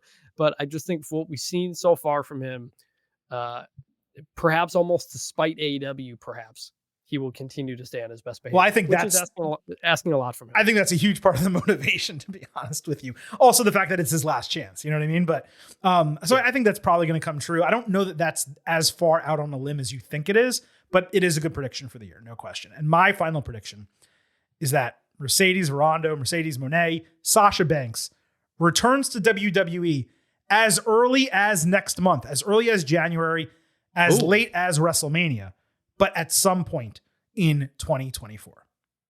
Oh, wait, so you're just saying she returns at some point in 2024? Yeah, but I'm saying as early as January, as late as WrestleMania. Is that part of the prediction? Sure. So you're saying she returns by WrestleMania? Is that the prediction? Yeah, I'm saying as early as January, as late as WrestleMania. Sure. That is my prediction. Well, it's almost January. So yes, it's going to be before WrestleMania then at some point. Yeah, before the end of WrestleMania, yes. Or I'll extend it. You want a specific prediction? Sasha Banks returns to WWE before the Tuesday after WrestleMania. How about that? Yeah, that works. I think that's a good put a little something on there so it's not just she returns. That's fine. I think that'd be not as out there. So I like it. Let me put it this way: unless she like actually goes back to Japan and then comes back at like SummerSlam, I don't know why she would miss if she was going to return the Royal Rumble or WrestleMania. It wouldn't really make sense. So and look, we know her and Triple H generally seem to be on good terms, and, they do. And with the way things are going with the women's division, Bayley resigning, Charlotte resigning, like it makes sense. She also on Christmas tweeted, "Happy holidays," vertically. So Triple H, all I want is Monet. So maybe there's a little bit of a tease there. So. Well, I forgot we should have mentioned that too, but yeah, there you go. There you go. So that, folks, wraps up our 2023 year in review. What an episode it was. We really ran through everything over the last 12 months, and we were absolutely thrilled to bring it to you. On the way out of this show, I want to give you our schedule for the remainder of the year and the start of 2024. I want to make sure we're all completely on the same page. On the 28th, we will have your AEW World's End Ultimate Preview along with your NXT episode. We'll have AEW World's End Instant Analysis on the 30th. That will be the final show of 2023. January 2nd, 2024, we'll be back with your WWE Day 1 and news breakdown for what's been going on over the last week, because WWE is in best of episodes this week. On the 4th, we will have your AEW NXT show. And on January 9th, we will bring you the next special edition of the Getting Over Wrestling podcast. It is the 2023 Getting Over Awards, aka the Meaties. So do not forget, nominations are almost closed. Be sure to visit us on Twitter at Getting Overcast. Get those final nominations in and be sure to vote in the 2023 Getting Over Awards, aka the Meaties, before voting closes next week. Again, you can find all of that on our Twitter account at Getting Overcast. That is also where you can find episode drops, news, analysis, highlights, all of that good stuff. It's where you can send tweets and DMs into us that we will read and answer here on the show. On the way out, let me hit you with a bunch of other reminders. First, that the Getting Over Wrestling podcast is all about Defy. So leave those 5-star ratings for us on Apple Podcasts and Spotify. On Apple, take a little extra time, leave a 5-star written review. If you do, we will read it live right here on the show. Please also remember, I happen to love the number 5. And I hope you do as well. For $5 a month, $50 for the entire year, you can become an official Getting Overhead. Just visit buymeacoffee.com/gettingover. Sign up. You will get exclusive news posts and bonus audio all year long. Again, buymeacoffee.com/gettingover. And lastly, do not forget to vote for Getting Over for Best Wrestling Podcast in the 2023 Sports Podcast Awards. Again, you can find the link to vote in our Twitter profile at Getting Overcast. It has been a hell of a year, and we're going to kick off 2024 with an absolute bang. I greatly appreciate Vintage Chris Vanini for being along for the ride once again for an entire calendar year. And I thank all of you for listening to the Getting Over Wrestling podcast. We have so much in store for you next year. I'm extremely excited, and nothing bigger to kick off the year than the road to the Royal Rumble and WrestleMania. For Vintage Chris Vanini, this is the Silver King, Adam Silverstein, signing off and leaving you with just 3 final words. Bye for now.